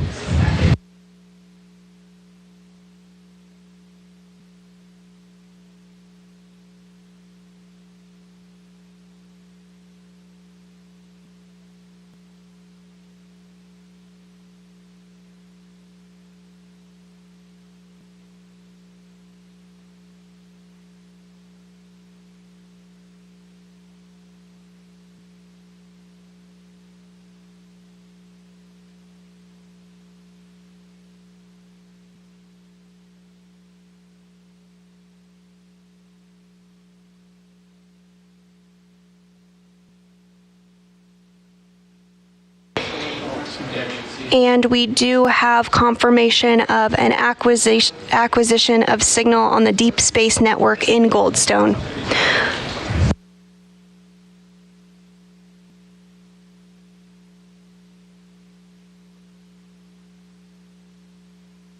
This view on your screen of planet Earth taken from Orion's Solar Array Wing Camera, or SAW camera.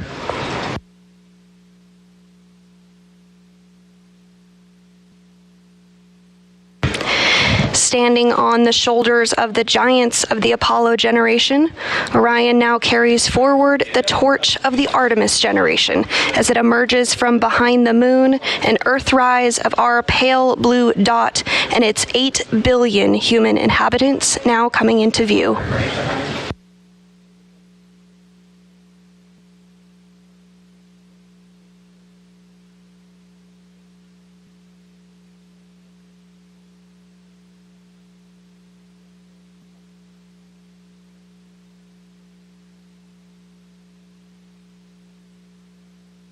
With the successful acquisition of signal from the Orion spacecraft, the team here in Mission Control Houston will evaluate the spacecraft systems to evaluate performance of the outbound powered flyby burn, which occurred 18 minutes and 50 seconds ago.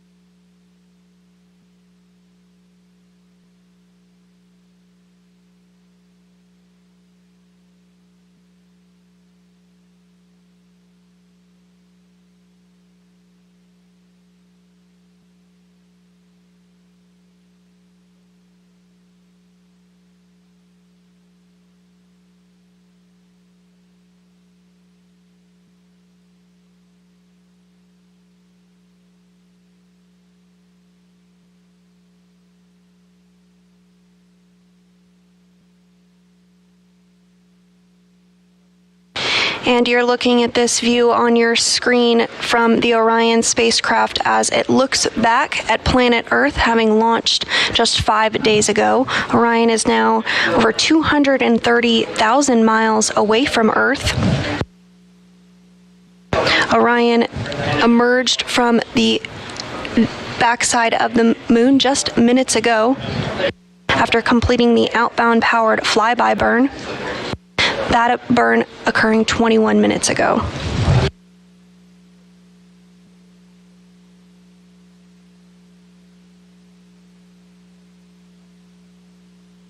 While behind the moon, Orion completed its closest approach to the moon at a distance of 80 miles above the surface.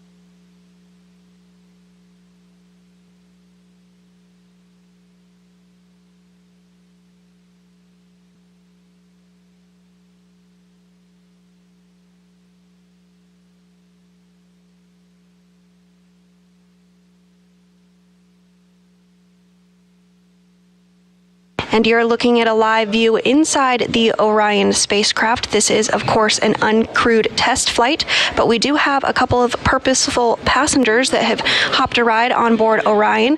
You're looking at one there on the left of your screen. That is Moonikin wearing the Orion crew survival suit. This is the space suit that crew will wear during dynamic phases of flight once we do have a crew on board, particularly during launch and entry situations.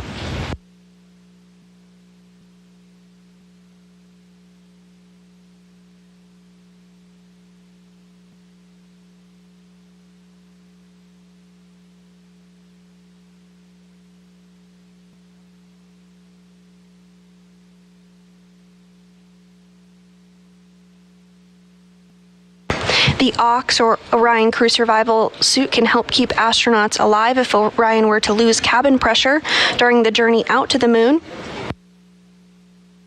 The OX is equipped to up to 6 days of life support systems as the crew makes their way back to Earth.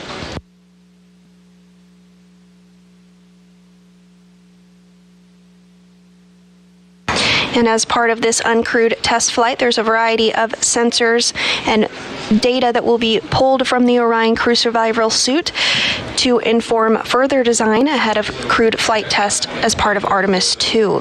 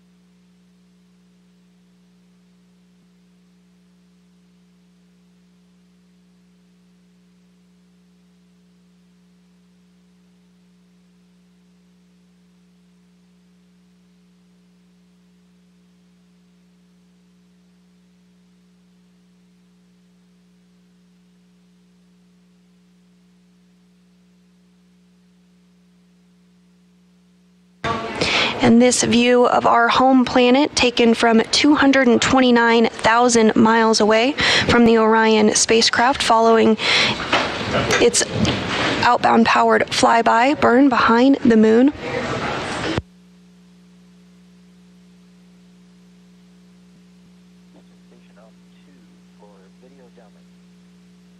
At its closest approach, Orion flew 81 miles above the lunar surface. Hey Will, I took some video with the floater camcorder for my plant habitat activity, and every time I go to downlink it, this has happened on multiple SSCs, it immediately asks me if I want to open the destination folder. There's no green bar as it's trying to downlink it, and when I go to the destination folder, folders are there, but there's no content. But I have verified that there is a video on there because I played it back on the camcorder itself. So I'm not able to put this video down to you guys.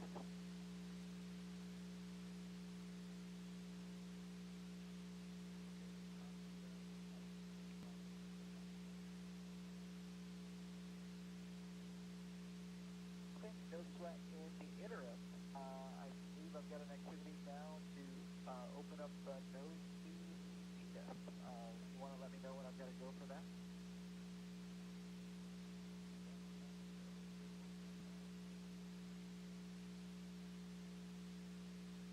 Sounds good. Good work.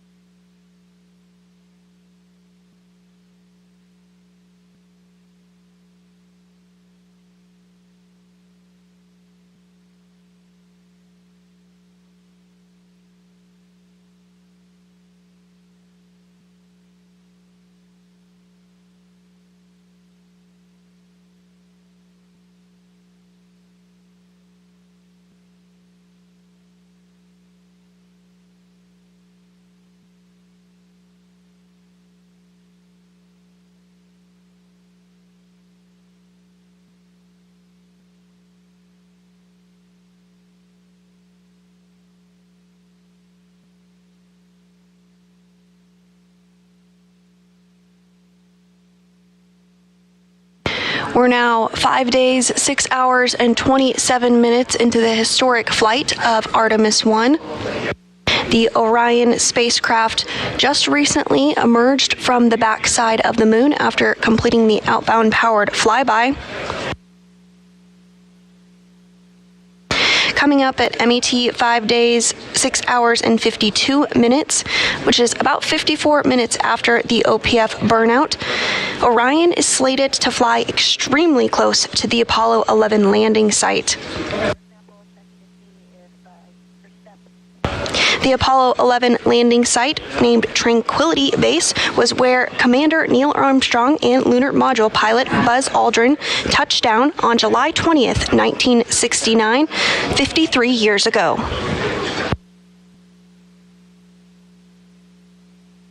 Houston Station, Space Ground 2 for EMU flights, removal, and installation.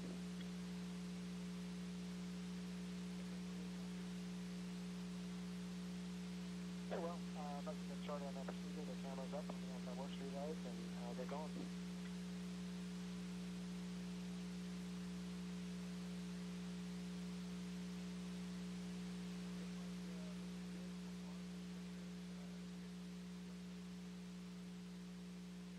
As Orion continues to swing around the moon toward entry into distant retrograde orbit, we were just getting some views of the Earth from about 220,000 miles away.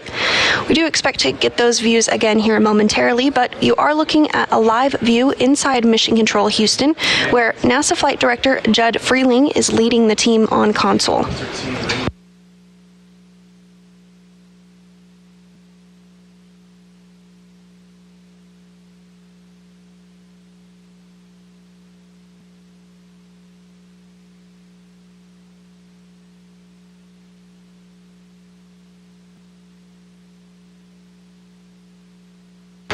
33 minutes ago, Orion completed the outbound powered flyby burn, which lasted 2 minutes and 30 seconds, which sent Orion close enough to the lunar surface to leverage the moon's gravitational force and swing the spacecraft around the moon toward entry into distant retrograde orbit.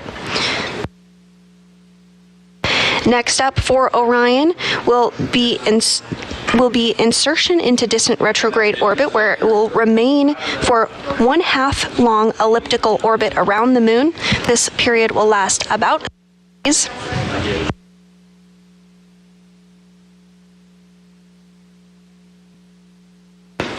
Following this, Orion will complete a similar maneuver in which it flies behind the moon in a return power flyby. And as you might expect, it's just the opposite of the outbound powered flyby. This maneuver will help put Orion on a trajectory to return back to Earth and splash down in the Pacific Ocean on December 11th.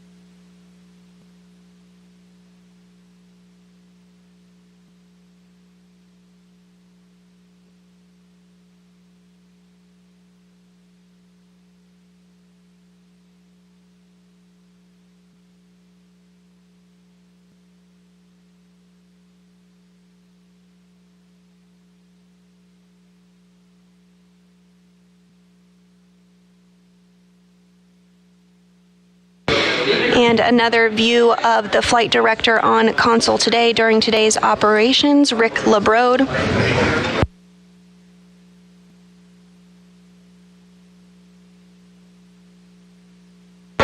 And coming into your view on your screen right there in the red jacket is the Johnson Space Center Center Director, Vanessa Weish.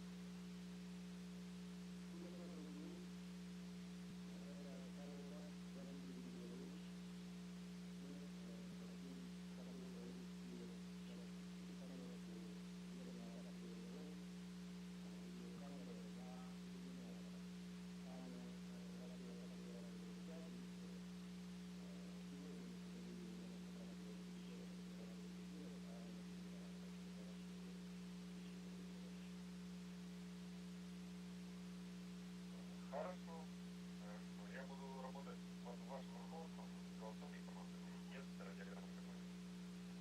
is Station Spacecraft for Emily White, step 3. I have serial number 020 for the EME camera and serial number 3 for the lights.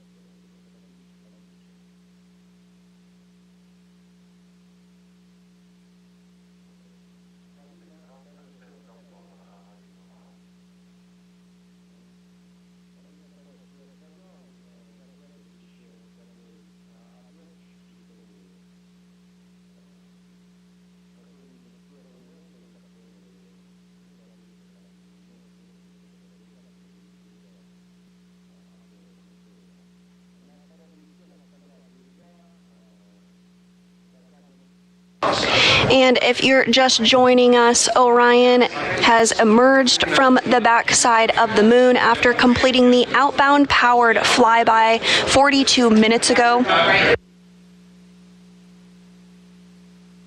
This burn lasted 2 minutes and 30 seconds and sent Orion close enough to the lunar surface to leverage the moon's gravitational force and swing the spacecraft once around the moon toward entry into distant retrograde orbit.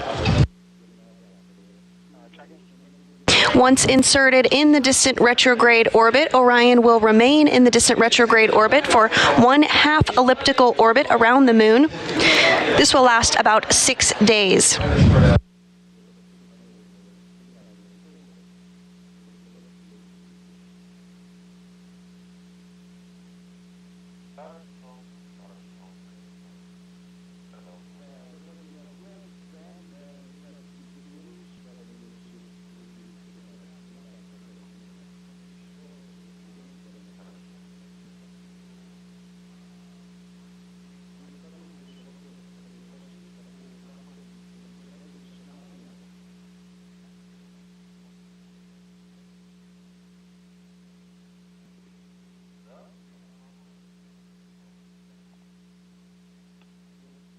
Yes, you know, the serial number 3 is on the light itself. It's part number SUM-LE-01 Romeo, and it's serial number 3.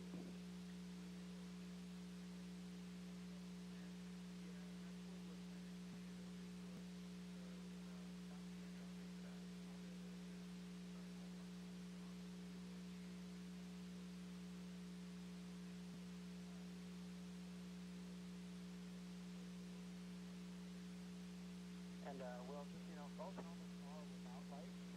They were off. The lights were off of the helmets when I started. Only the lights next to 3013 are here. I'm not seeing the other lights in the airlock.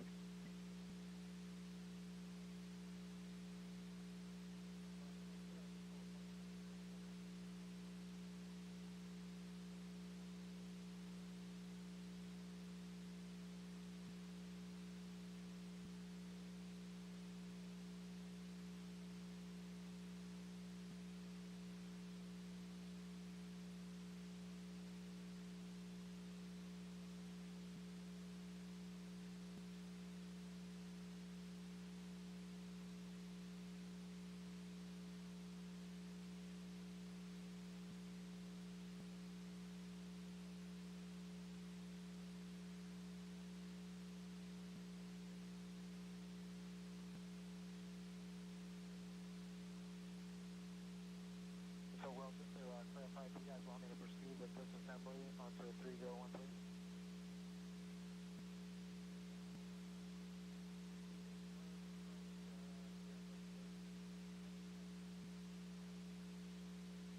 Copy.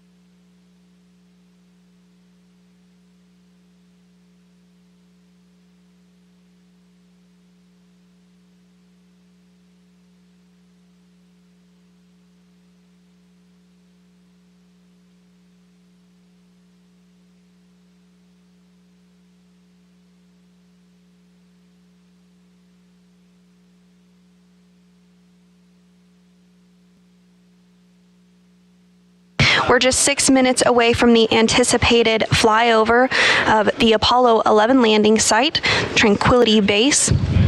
We anticipate that flyover to occur at 7:37 a.m. Central. During the flyover, Orion will be 1,384 statute miles above the landing site.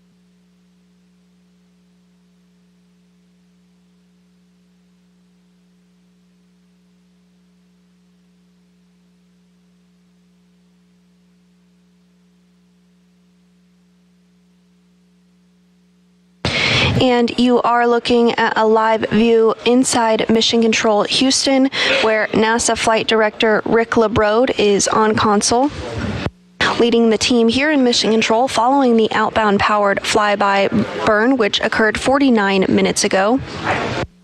This 2-minute and 30-second burn utilized the Orbital Maneuvering System, or OMS engine, on board the Orion spacecraft, and helped set the stage for descent retrograde insertion.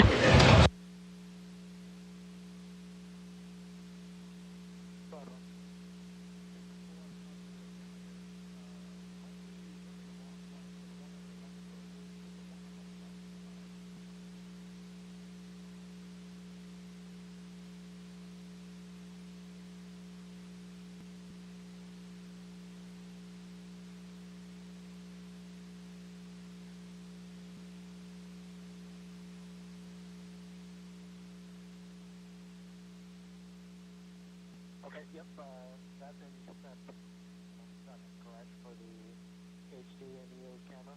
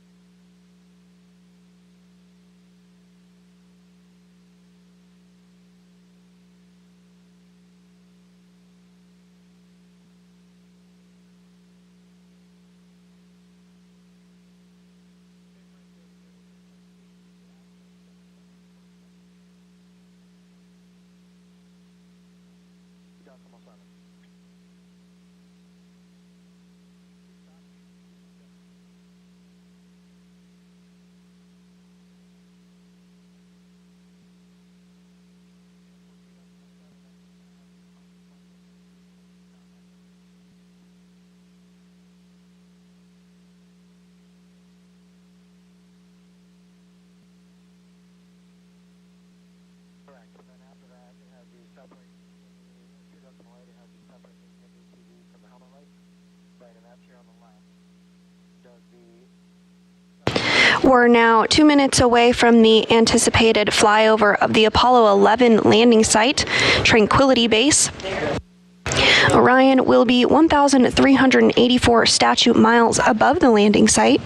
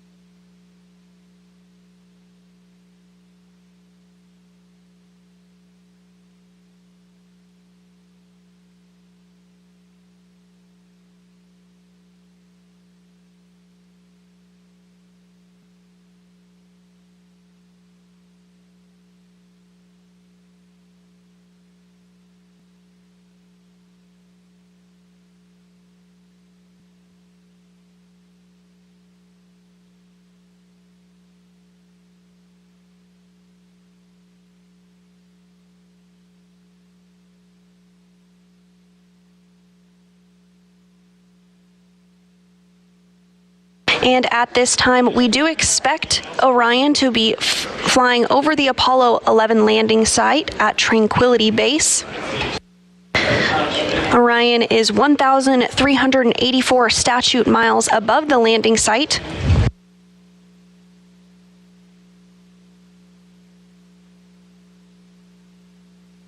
Tranquility Base was where Commander Neil Armstrong and lunar module pilot Buzz Aldrin landed on the moon for the very first time on July 20th, 1969, 53 years ago.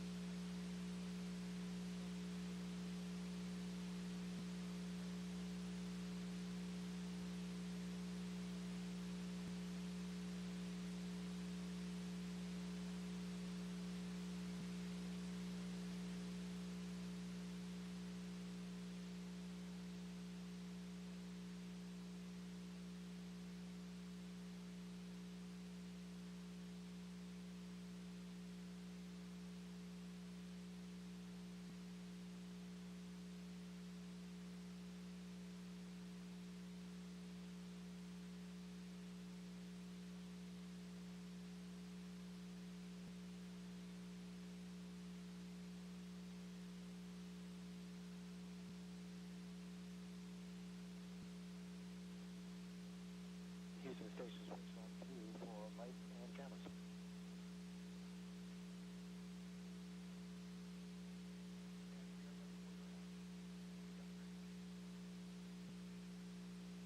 All right, well, so just to clarify here, so in the next procedure, 1.405,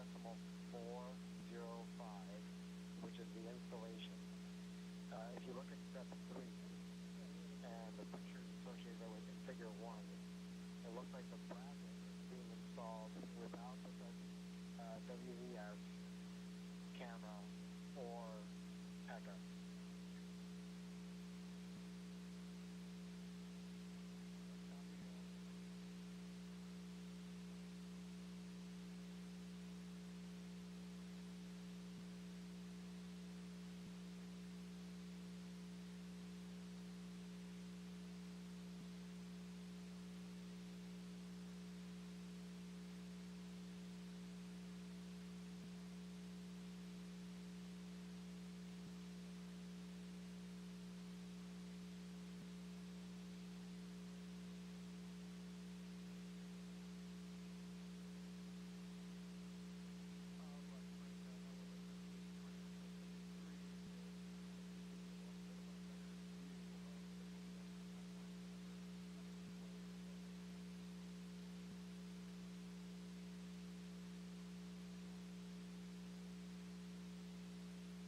Is that figure 3 in 1.405 or 1.306?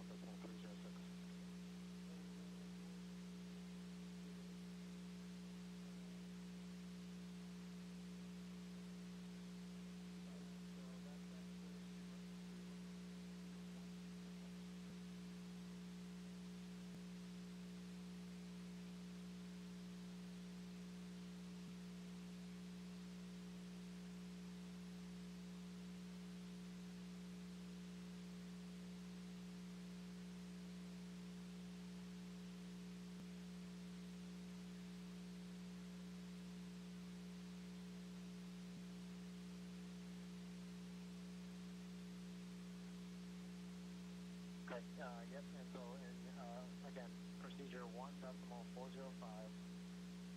step 3, figure 1. What I see there is a bracket by itself with just the lights. I'm not seeing the WVS EME camera or header on there. Either way, in the config that it's in right now, I can get it back on the helmet and check anything that I need to check. So maybe that's the path forward since the heck is still attached.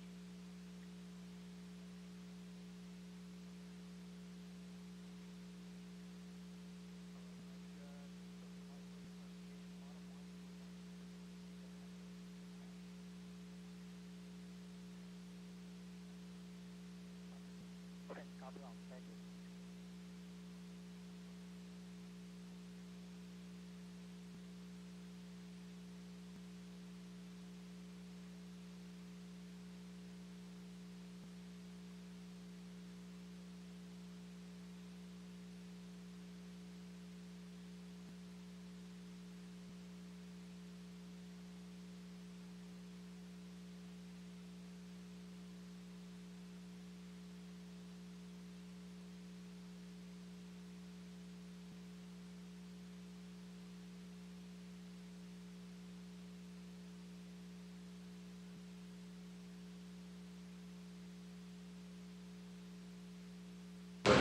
And with the outbound powered flyby burn now complete, and Orion having completed its closest approach to the moon at a distance of 80 miles above the surface, that will wrap up our coverage for today. But we'll continue to post daily updates about the mission on the Artemis blog at blogs.nasa.gov/Artemis. And we'll also be posting updates on our social media accounts as well. Later today, we'll have a briefing at 4 p.m. Central, 5 p.m. Eastern, where representatives from NASA will discuss the outbound powered flyby, which we hope you'll tune in for. And we'll be live on NASA TV covering the distant retrograde orbit insertion Friday beginning at 3:30 p.m. Central, 4:30 p.m. Eastern Time. Until then, this is Mission Control Houston.